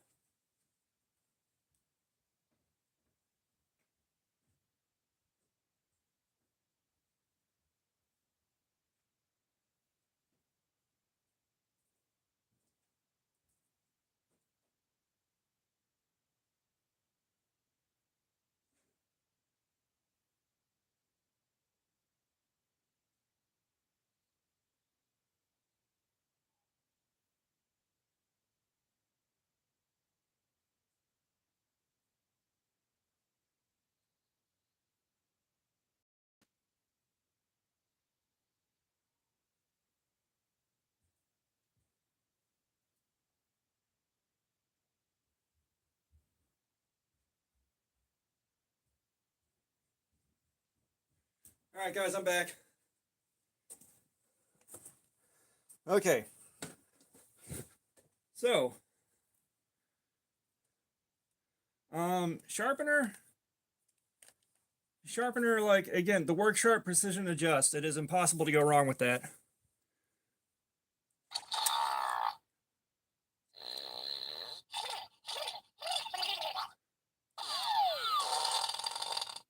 So there's our alien.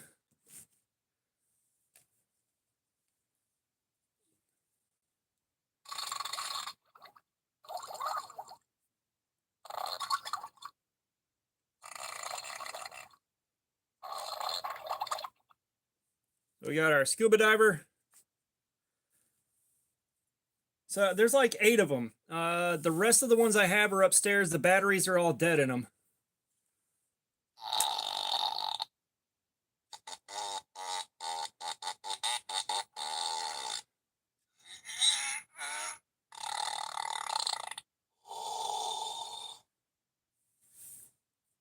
This one might be tied with the night for the best one that still has batteries.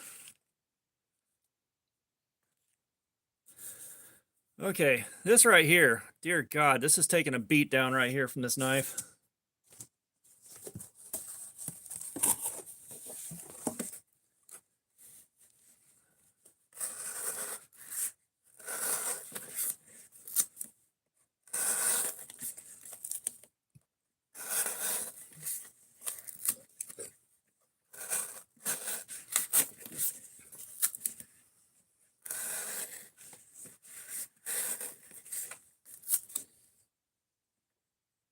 No, it's not the flipper that's the hot spot. It's just this part right here, and a large part of that is just the knife is so small.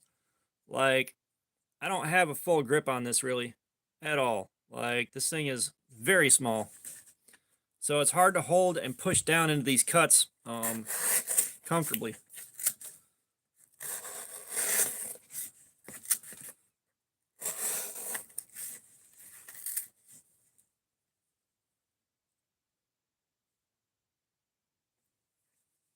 We're not swapping it out yet.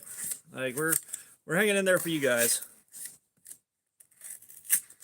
Like I'm not at the point where I gotta swap it, and we're this far in. We're not backing out.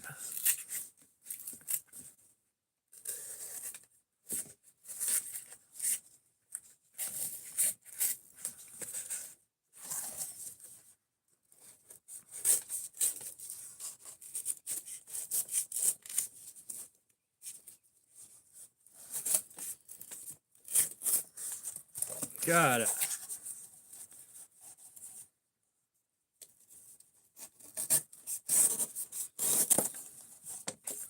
Jesus. All right.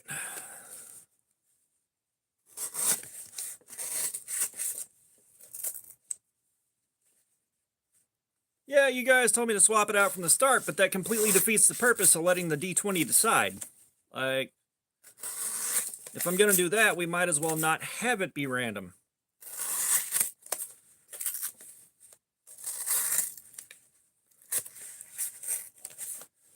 Oh, the Sativian's a lot more uncomfortable. A lot.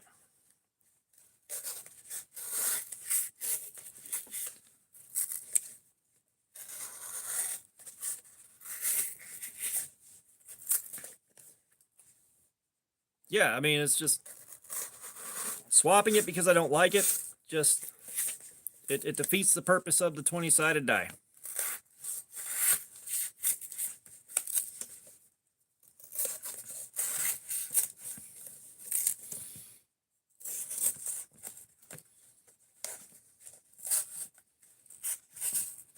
Well, I mean, it's again, I've bought so many cheap knives for so many different things now. You know, like this, it had to be stuff under 15 bucks or less. And when you look for something that's under $15 that has a tip up pocket clip on it and a lock, is very, you spend a lot of time looking for any one knife, and then you just kind of gotta grab what's there instead of really picking and choosing carefully. Like it's a pain in the ass.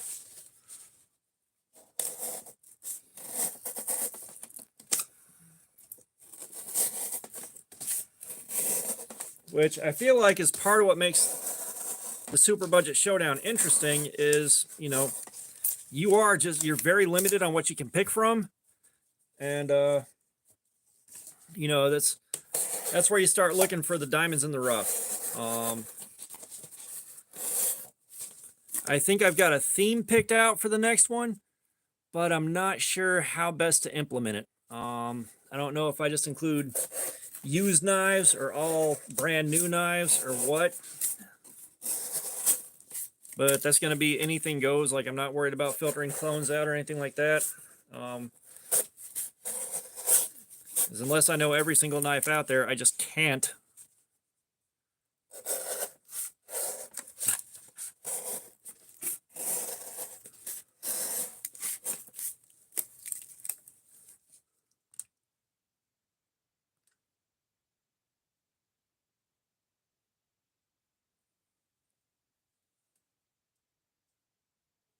I don't know why, but the chat on my other screen right here is just not moving now.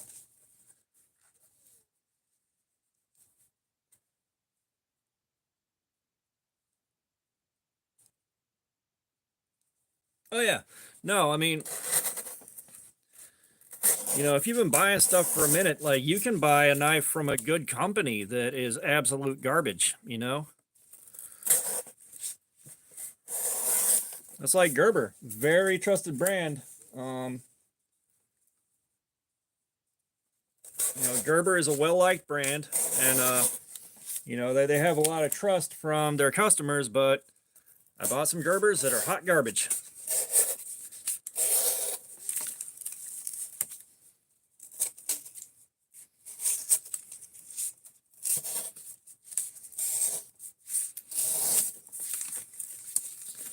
No, like I need to buy some of the nicer Gerber stuff at a higher price point and see how they do. Oh God, Victorinox knockoffs are always absolute garbage. Like I've got a couple of them, and the only reason I have them is I found them on the ground. All right, Punisher. Go do what you got to do, man. We'll probably close this out in about 45 minutes here, and I can go upstairs and do meds and just sit and relax for a while.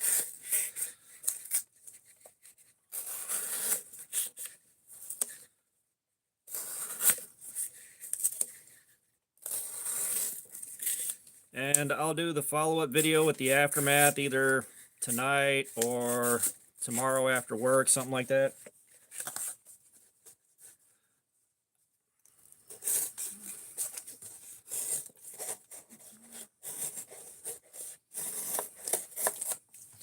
Now, my CRKTs I have aren't disappointing, but I don't have any that are super, super new.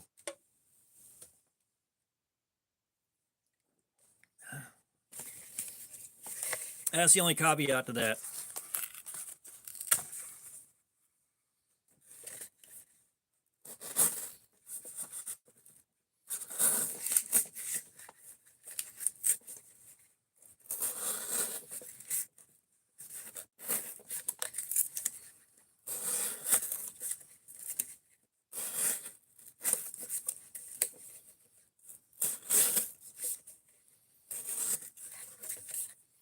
I'm gonna tell you right now, these small cuts right here are a pain in the ass.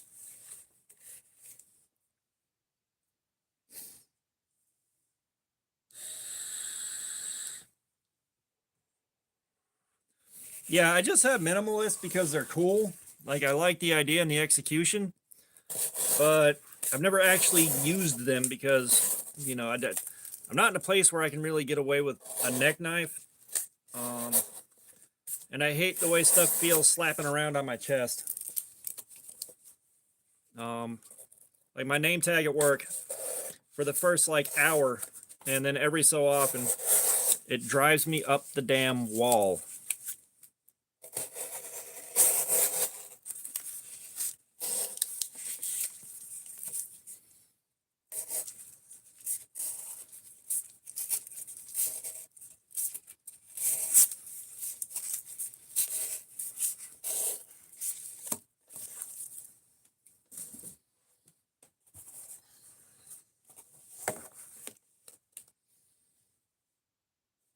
Oh, okay. I haven't seen the Minimal X, but again, that's not saying much. I haven't seen a lot of things.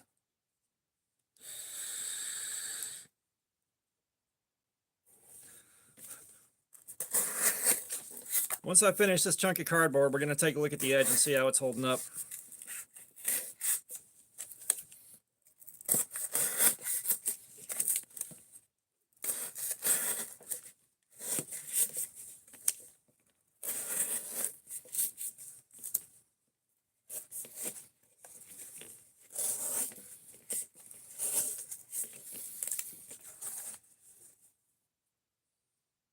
Oh, yeah.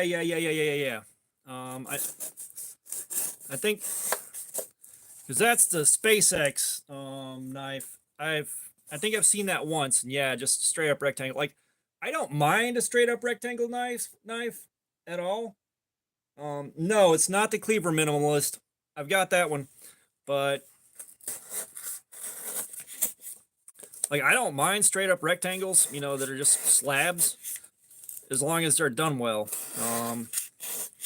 Like again, the Best Tech TARDIS. That's on my list. I just haven't had the money to buy it in one go.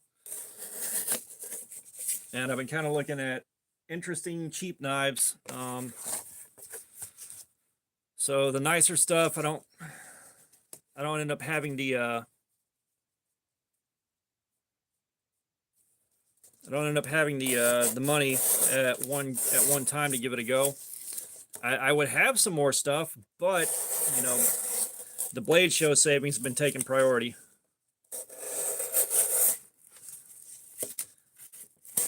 And the wife's not letting me use that money for bills. But if our situation keeps getting worse here at the house, it may be going for bills and Blade Show's off the table. At which point, it is what it is.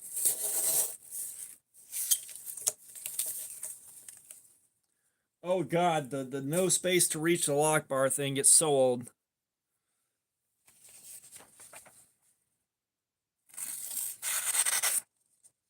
Yeah, this is doing exactly what 8CR does every other time.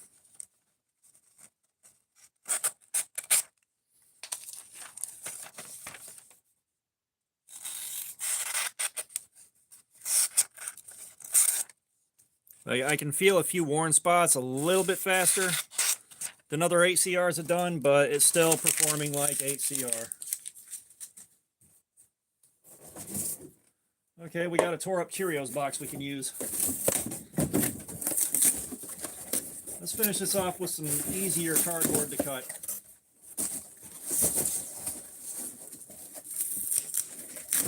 And I do say easier. I don't know how easy it's actually going to be.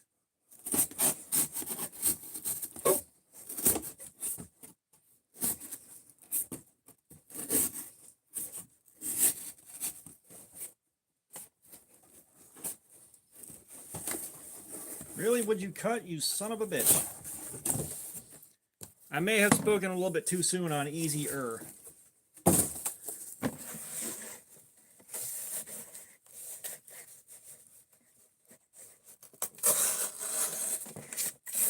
Yeah, I spoke too soon on easier.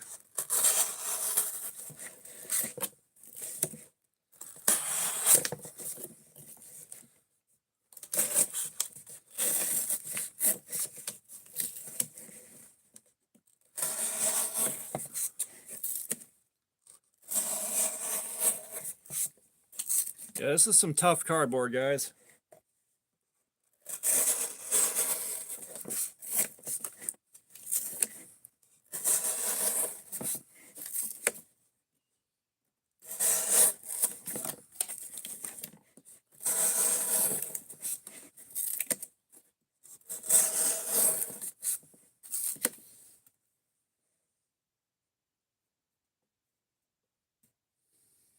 Oh no, I'm not worried about money being sent at all.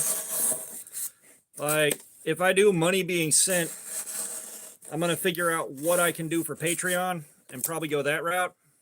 Just that way, there's at least something coming back out of it. You know, and I don't know if it's just gonna be some extra live streams. Like, I don't know what kind of extra videos I'd make. You know, it may be some more behind the scenes stuff. It may be actual face reveals on Patreon. Like, I don't know. It's not like I'm necessarily so worried about people seeing my face. I have an old channel where that's all you see. You know, it's not that. It's just, you know, kind of the floating hands reviews. It protects the integrity of what I'm trying to do, and it's a lot easier to shoot those. Like, I have the gear to shoot those. I've got the ring light. I've got the table set up. You know, I got all that going for me on that front.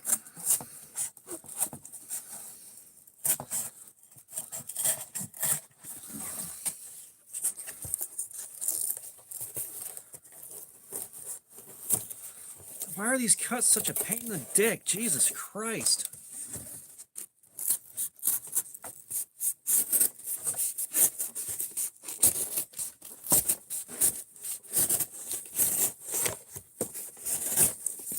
It's like one thing hangs up kind of funny on this and the whole cut's ruined.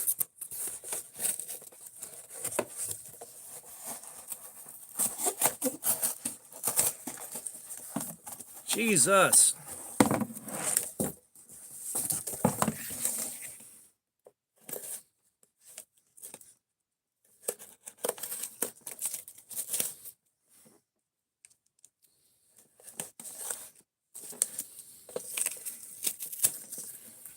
God, that was annoying.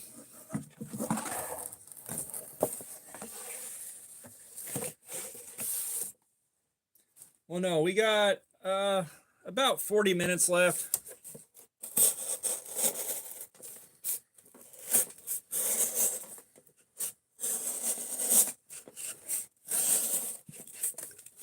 Hey, we're gonna run till 4 o'clock. We're not gonna push it to any kind of ridiculous hour, especially not with this thing.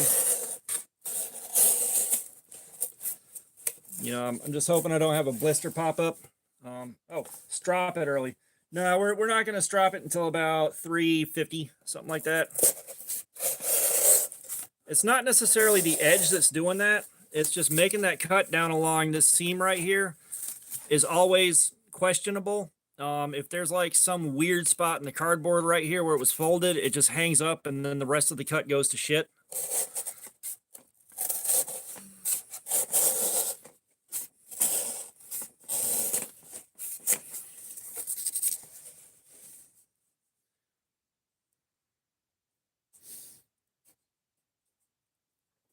Yeah. It just, when it comes time for that, I'll figure out how best to handle that. So now you got like float plane, you got all kinds of different options. You know, Patreon's just kind of the default for a lot of people. Lord, this cardboard is tough. Jesus. Yeah, it's not that my hand's really cramped up.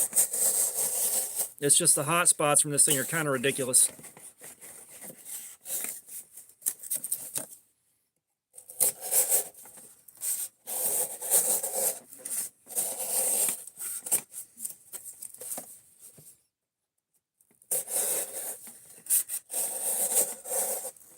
John Doe. So what is up is we are doing Cardboard Slayer with this piece of crap Smith & Wesson knife. I rolled this to pick between 4, and it picked this one. And we got 8 CR steel. So what's going to happen here is when we wrap this up at about 350 so we can strop it, it's still going to be going fairly strong with wear spots probably right here, a wear spot right here, and then next to nothing here because it's hard to get the tip in and work around this tanto. So that's what happens on every 8CR. We're going to get the AR RPM 9 at some point with the Kajerb Tigris, but I'm worried about the ergos on this thing, on that thing, making it so that it has to be swapped out early in the stream.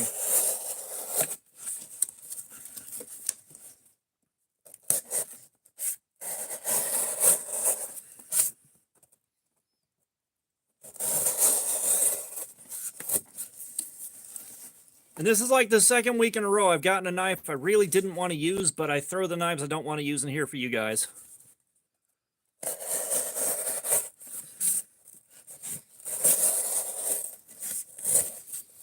You know, I think finding out the ergos and performance and edge retention on an $11 Smith & Wesson is kind of interesting. Ooh, I damn near cut the shit out of myself on that one. It's like that slid, it bounced in my hand, like slid down there. That would have sucked.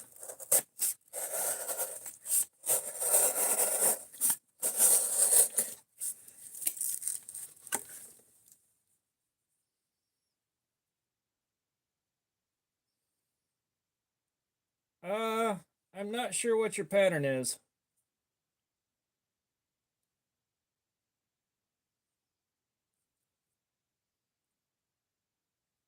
Well, no, the 8CR13 stuff is it's holding up a lot better than I thought it would. So we don't really have that to be necessarily the primary complaint. Like, there are plenty of 8CR13 blades with good ergos and everything else. It's just we're still bottom feeding like hell. My favorite blade length is going to be about 3 to 3.5 inches for most things, except for my pocket swords where I like them 4 inches plus. So for a solid utility EDC, 3 to 3.5 inches is where the sweet spot is.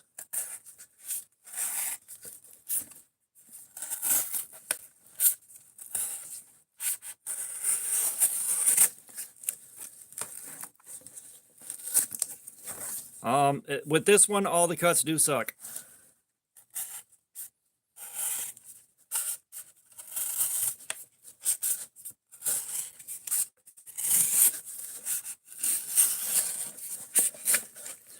God almighty, this thing is not handling this particular box all that well. Jesus H. Zombies. I'm going to try to cut that. This thing is, whoo, buddy, not liking this cardboard.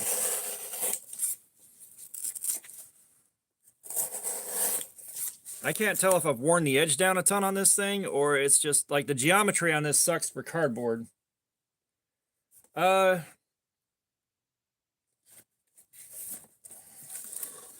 So I'm not sure exactly where my grail would end up. Like I do want a Midgard's Messer Fenris. Like I do want one of those quite a bit. But I kind of don't have a grail knife so much as just stuff to aspire to, you know, stuff in the $150 range. Once we get up above like 150 bucks, I kind of don't see the point.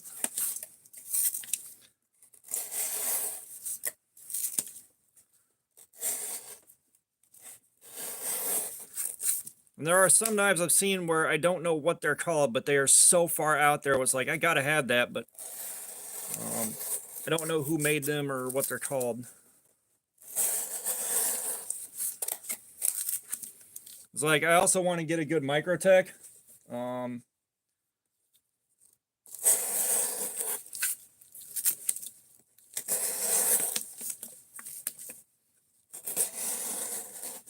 But even then, like, just a base model Microtech's good enough for me. I don't have to spend ridiculous money to get some crazy variant special edition.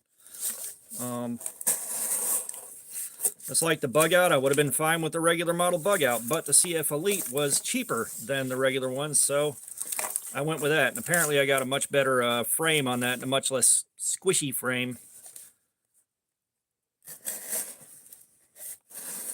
than a lot of people are complaining about.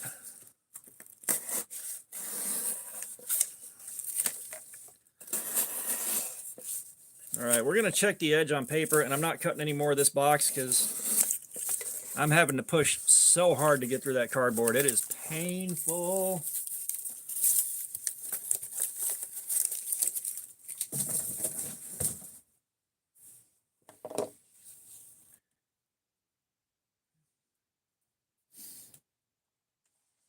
Yeah, well, I mean, I dodge that. I mean, I don't mind the frame flexing a little bit. You know, it's the compromise you make there is for the weight and the comfort to carry. And again, like if I'm not pushing it through insanely hard use, it's not that big of a deal. And I've seen bug outs get torture tested, and they take a lot of punishment with no major complaints.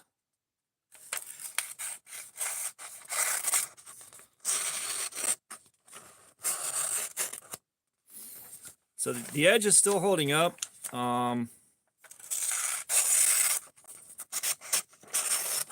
It just really didn't like that cardboard at all. What's going to be easier to cut?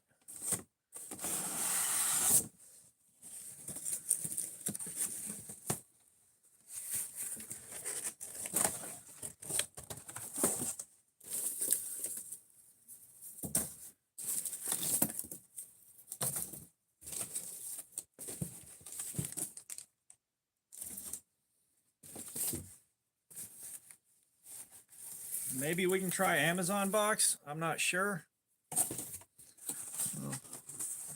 This one's also pretty hardcore. Yeah, you know a knife's bad when I'm starting to have to like pick and choose the cardboard for whatever's going to cut the easiest.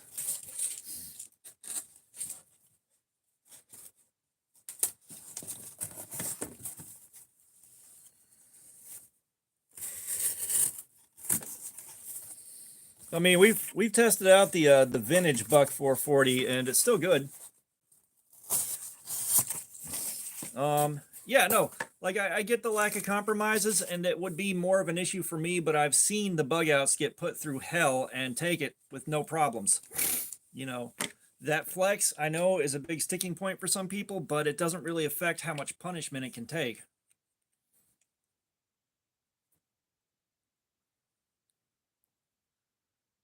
And I mean, again, you can get better bug outs with better scales that don't flex like that.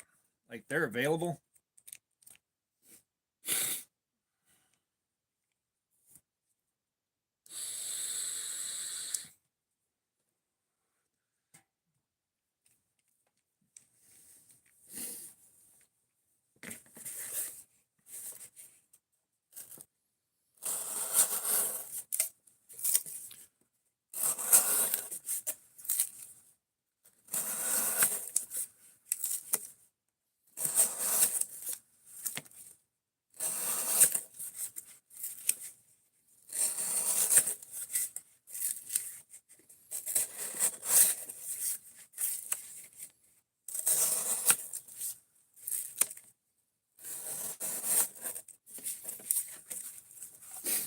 Yeah, the Amazon box cardboard is way easier to deal with. I need to get some more of those cereal boxes for um the gin knife.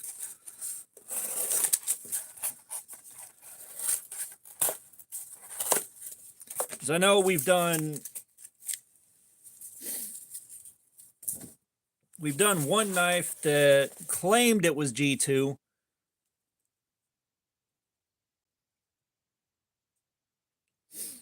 No, yeah, you're right. I said they do come from Benchmade with better scales. I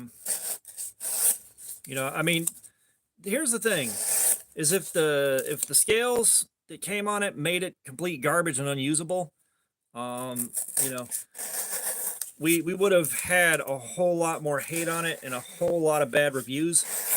It's just that one little detail is a sticking point for some people because it feels like it's going to be a problem when it isn't.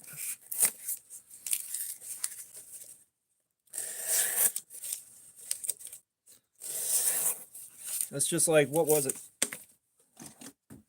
This thing right here.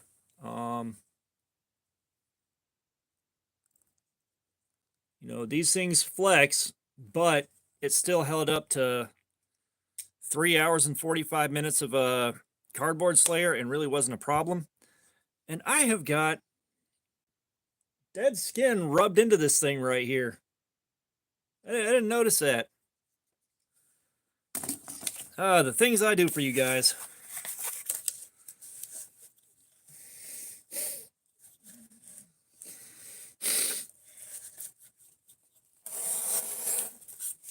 I don't think Buck's customer base is dying off. I think it's changing a little bit, but it's not dying off. They're still getting stellar reviews. They're still giving solid performance. They're still giving, good value for money. And it's only certain knife guys that really care that much about whether or not it's 100% American made. Yeah, it's a good selling point to have on the box, but again, the guys that are buying Buck knives and carrying them, they're not popping up in the Facebook groups unless you're in like budget groups. They're not popping up in all the reviews in the world just because everyone knows what a Buck knife is, in my opinion.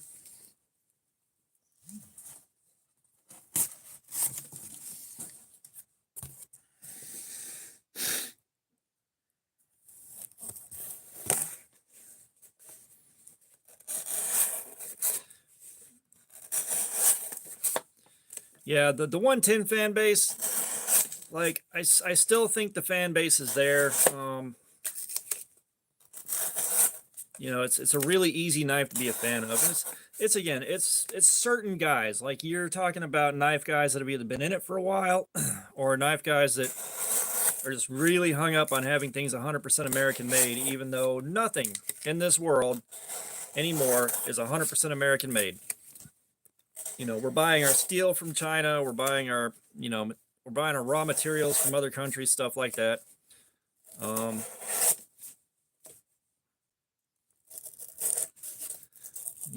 made in the USA, also includes foreign made components and stuff like that. Like it's a nice thing to have written on the box.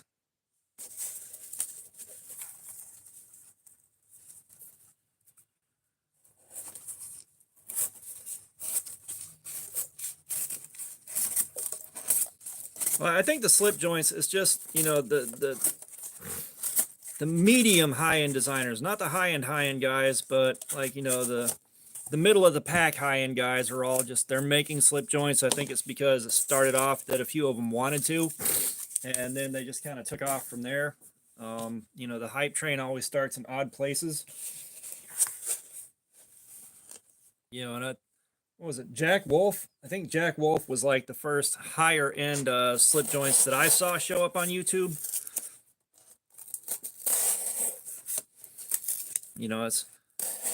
I don't have any hate for slip joints, but I like the comfort and security of having a lock, especially now where your locks can be operated one-handed. Like, I don't feel like dealing with a two-hand open or a two-hand close to begin with. You know, I crave the convenience, but you know, slip joints, you know, I've had so many close calls with slip joints closing on me because either I did something slightly the wrong way or something like that, like a piercing cut done wrong, and I don't have the desire to have to protect myself from myself while using something like that.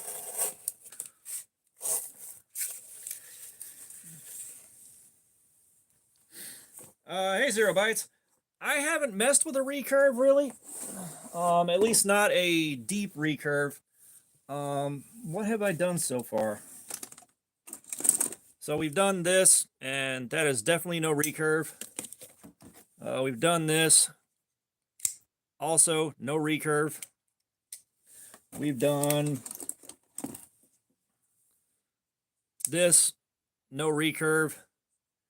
I don't think we've done anything with a significant recurve yet. No, we really haven't.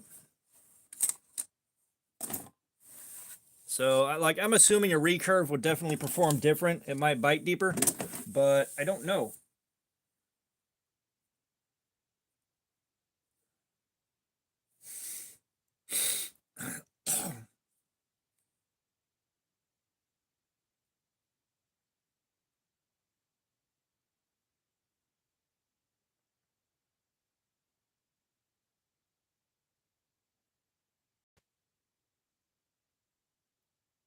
Yeah, well, I mean, and again, for the work that most of us do with these things, like we could do cardboard slayer with a slip joint all damn day long and have no problems. You know, it's not that often you're going to do a heavy piercing cut that's putting pressure on the back of the blade like this. You kind of have to go out of your way to find it, or you've got to be in a pretty tough environment. And I mean, that's the thing is I've had knives that don't really lock in tough environments.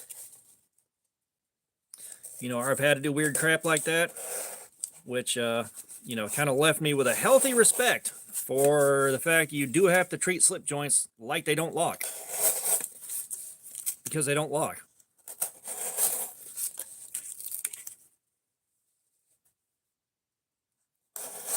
Yeah, but if you push a slip joint to the point where it's going to close on you, that half stop means nothing.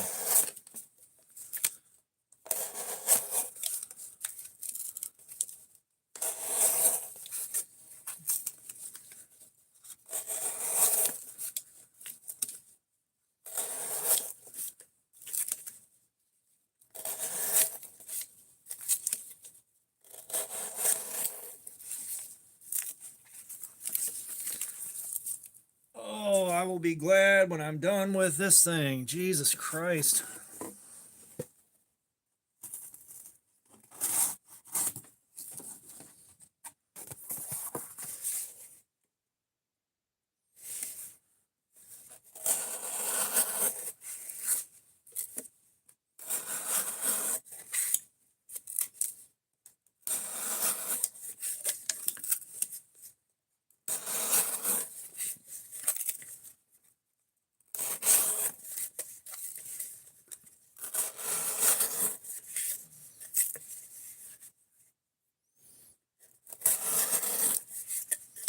Okay, I can do 9 more minutes of this before we break off and strop this thing down and test it for the last time. I can do this.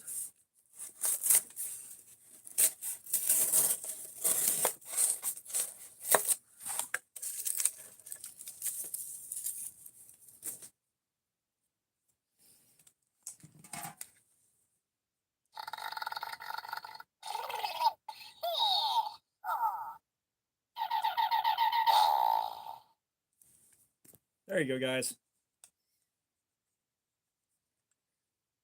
I can't do this all night long, dude, but I can survive 8 more minutes.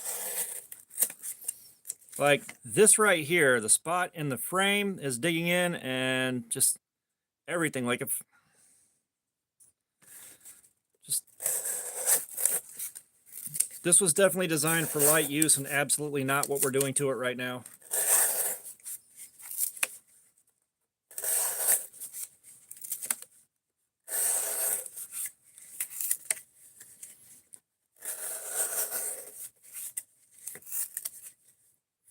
No, the jimping's not in a bad spot, and the jimping's not too aggressive. It's just I'm having to push this hard, and you can kind of see right here where I'm getting kind of stuck in the gap in the frame, just because I'm having to hold this a little funky to do these cuts. Okay, I'm back. Yeah, no, my phone decided to freeze up, but I've gotten that straightened out, so we're back. Give it a few more seconds here. Yeah, Rose Creek has some traditionals with really generous finger choils on them. I do like that. That is a nice little safety feature. You know, that makes the accidental close a lot less scary. But the other part of that too is those slip joints never have like the tip up pocket clip and the other things that I'm looking for with an EDC. It's like, especially if I'm working, like I don't really have the time to, you know, two hand open and two hand close, especially not like with where I work and how I work.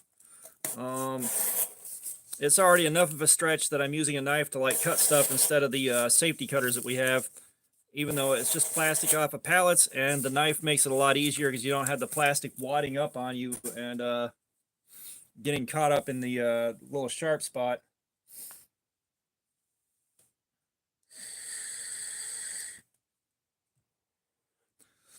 All right, more minutes. It feels like time is slowing down like crazy right now.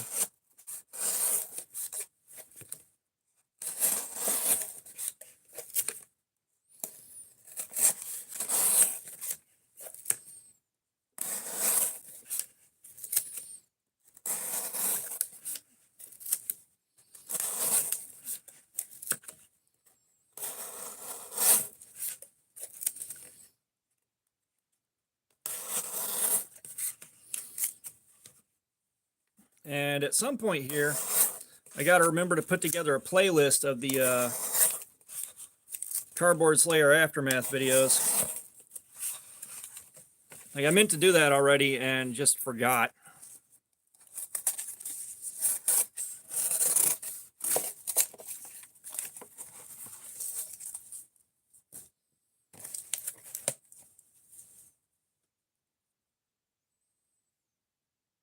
Yeah, $65, you're getting you're getting you know, getting into the area where you want better steels. Like I know a lot of knives in the $65 to $70 range are still 8CR, they're still, you know, D2 stuff like that, but like you should be looking for like 14C 28N or something that is an actual step up from your CR series and 440s and that. You know, the Artisan Cutlery Proponent, what sold me on that was the size and, you know, the ridiculous nature, you know, which I can kind of see like a slab of steel that big, you know, starting to consume a bit of extra resources, the having to beef up all the mechanisms on it and all that can start adding to the cost. But like you're looking at a regular size knife with like a 3-inch blade and a flat grind and stuff like that, you know, fairly small piece of steel, average size frame, liners, G10, all that, scales. Like you really need better steel to justify $65.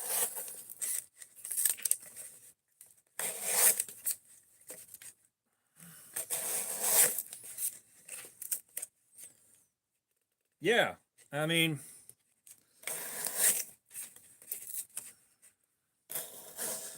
I don't remember whether or not there are cold steels in the $65, $70 range with a S35VN, but I assume either they're already out there and I don't know about them, or they're coming down the pipe. Because as much S35VN as a cold steel has flooded the market with, I'm willing to bet that's going to become like one of the next budget super steels, like budget super steels.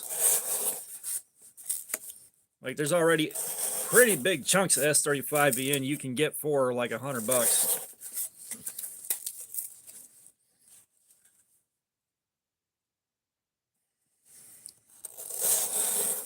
I am sure I can sharpen 14C 28N just fine with the precision adjust, but like I'm gonna be down here for like an hour working on it.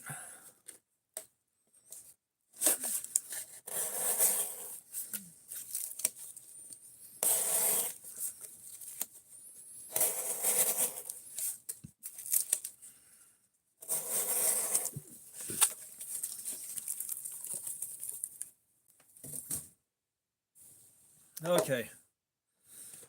That's the last cardboard box I've cut open or broken down to do Slayer on. So we'll drop that part there. I'm going to give my hand a second to recover. And then we're going to strop the hell out of this thing because it's not really showing up too well on here. But this is like bright, spanked lobster red right now.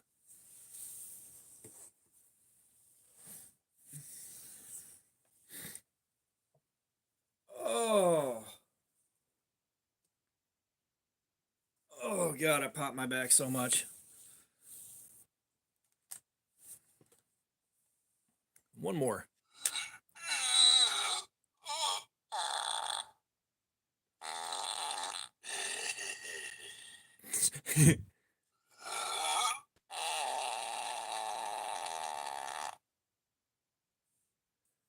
I like this one as much as the night.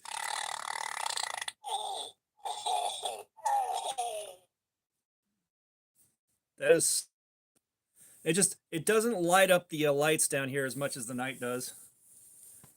And I need to get new batteries for the Ninja.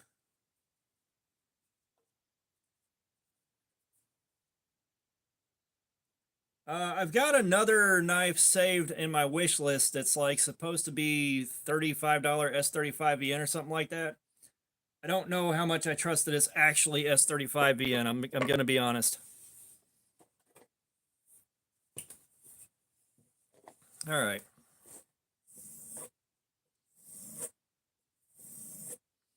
We haven't tested this thing yet. I'm getting all scrambled.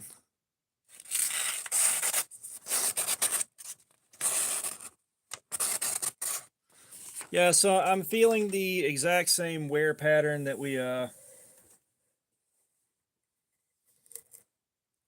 I went to look for the LAPD TBFK was no longer on sale on Amazon or anywhere. I think that may have been a discontinued knife. But we're feeling the exact same wear on this that we have with every other CR series steel, as expected.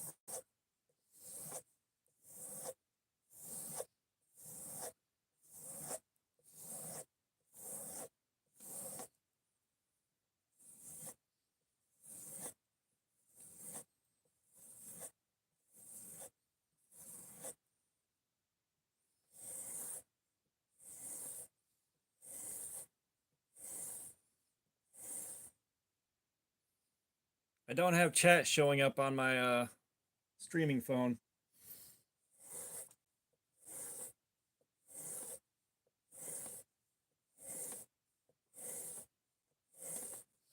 And this is why, if you're going to do a live stream, have yourself an old phone with an alt account.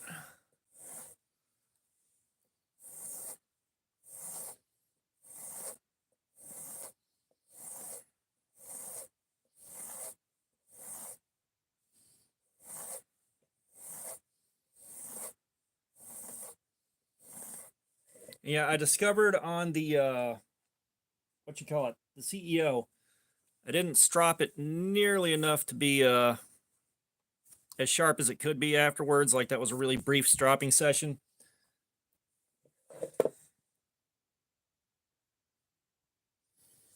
So I'm giving it extra time. If it was dull when you got it and it's hard to sharpen, it may be a bad heat treatment. Like steels that aren't the hardest or aren't the right HRC don't take a good edge. Like they don't.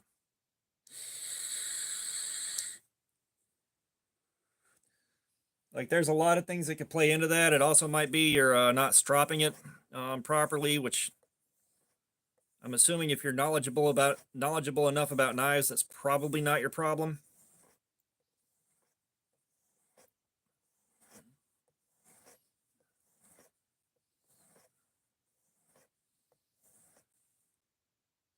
Okay, it's too hard.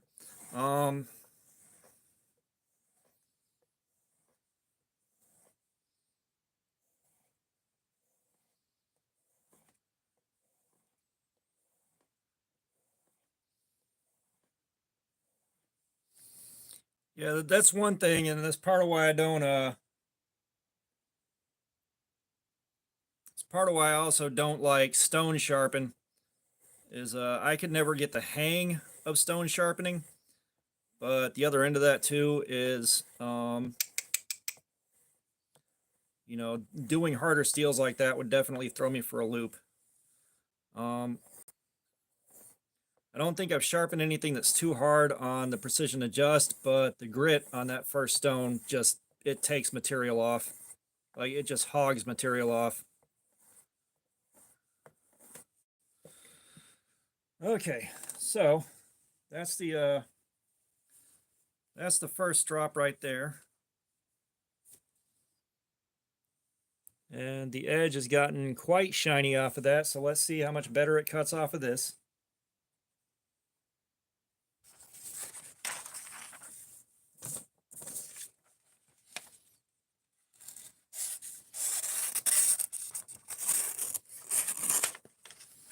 So again, you can strop with just buffing compound and be just fine.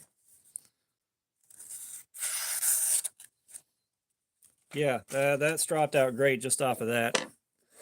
But we are going to push it through the diamond paste.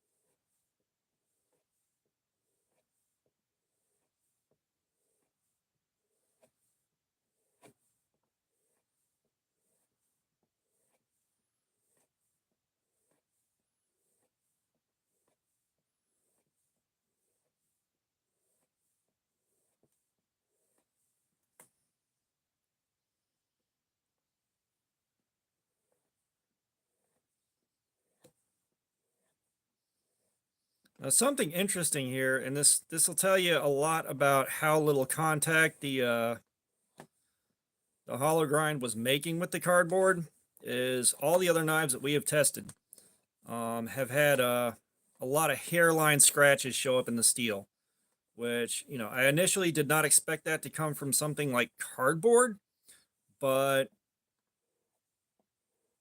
yeah, the steel is showing a ton of hairline scratches on everything else we've tested so far. But this one, the area inside the hollow grind has absolutely nothing going on. And the contact area with the flat isn't really showing a whole lot, but that's not saying much, because you're also looking at a small contact patch.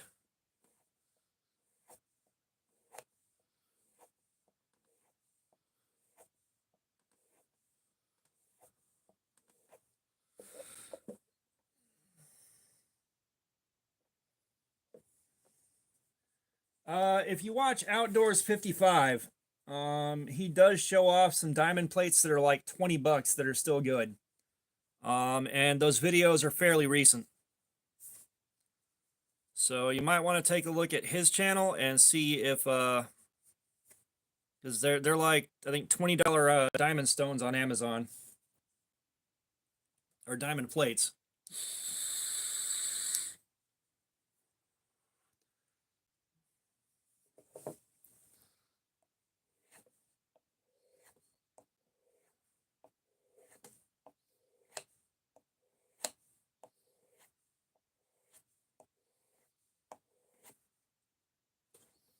Oh, this edge is getting mirrored.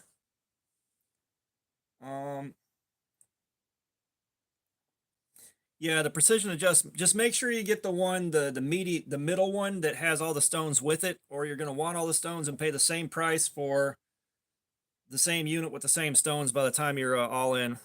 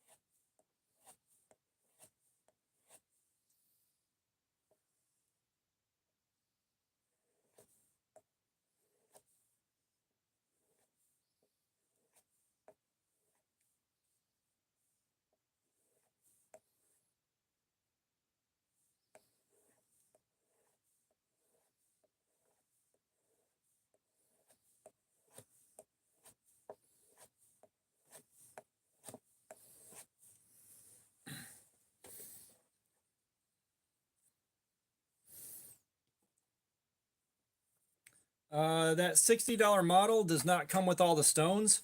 I think that only comes with 3 stones. And again, you're going to want the rest of them, and that's going to be an extra, well, exactly the difference between that $60 and the mid-range one that I got. Like I mathed the math on it.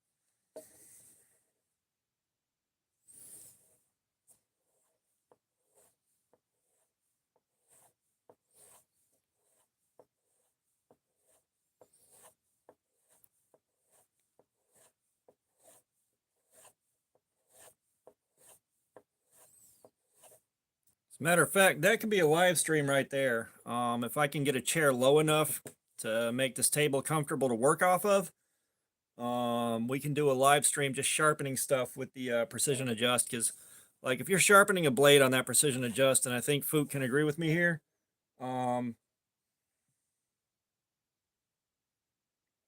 but like if you're going to sharpen a blade on the precision adjust, you're going to be there for a while.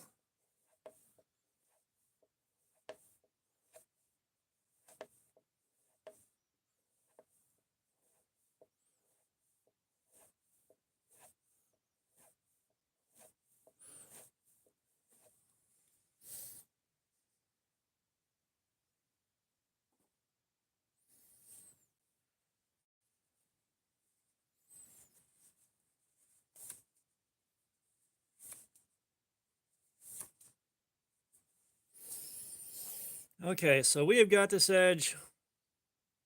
See if I can show it.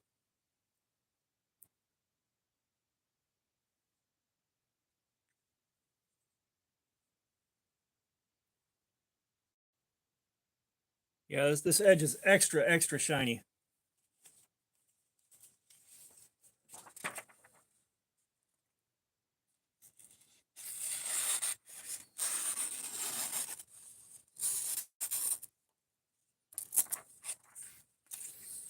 Yeah, I'd say she's good and sharp now.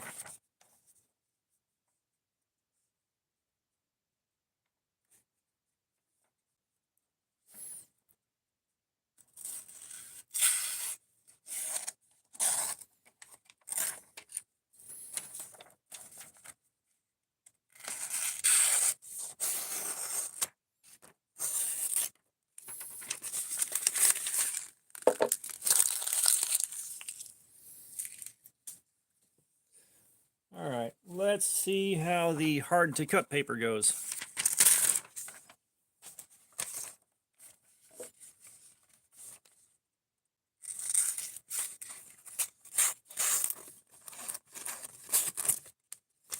Oh, come on. Yeah, I wasn't kidding when I said this stuff's hard to cut.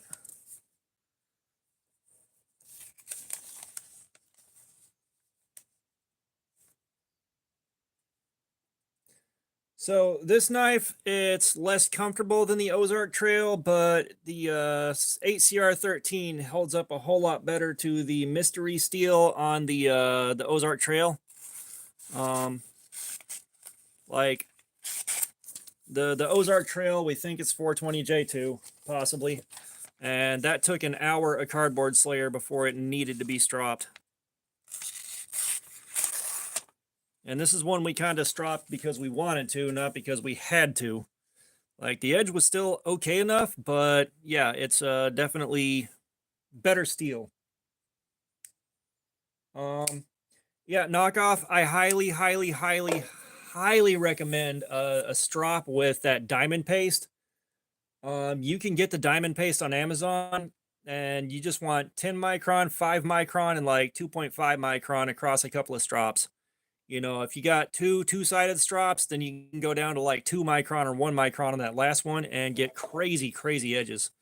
You know, like you just saw what the strop did for this thing, and it definitely mirrored the edge out on this, no problem whatsoever. Like there's still a few scratches from the factory grind on this, but dear God, this thing's shiny. And let's put the pocket clip back on so I don't lose it.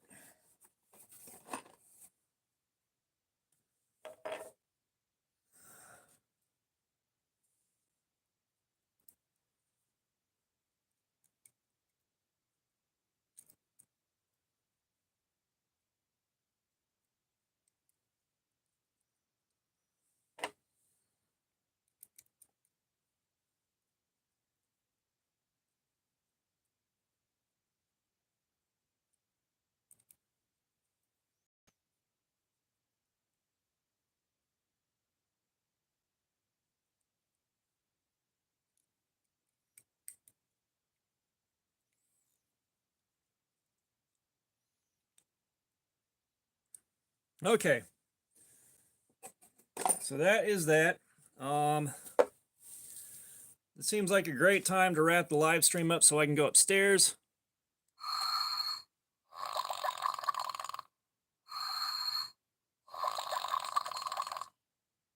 I love it when this thing lights up the background.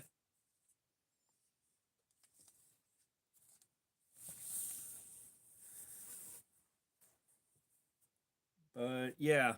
I will say someone tried to trade me. I think it was a Bear and Sons ballast sawing that was like garbage. Um yeah, Bill, we've been at it since about 1 o'clock, so it's been 3 hours, and I have destroyed this part of my hand. Like I can't keep going with this knife as it is. And sorry, I would have announced this one before I came in, but this is a surprise live stream because I didn't have anything else to do right now, and I didn't want to sit and do nothing.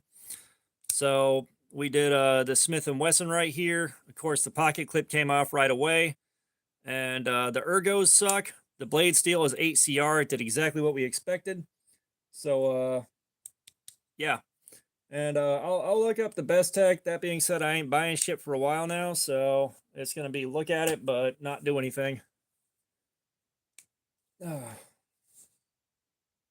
Oh, gotcha. Straight pipe. But gentlemen's, I'm gonna wrap it up here and let y'all enjoy the rest of your evening. And yeah, I will see you guys on the next one, and that's gonna be towards the end of the week, I think, and that's gonna be the Gen Captain knife kit. So everybody, I love those figures too, man. But yeah, y'all have a great night. I will see you again soon.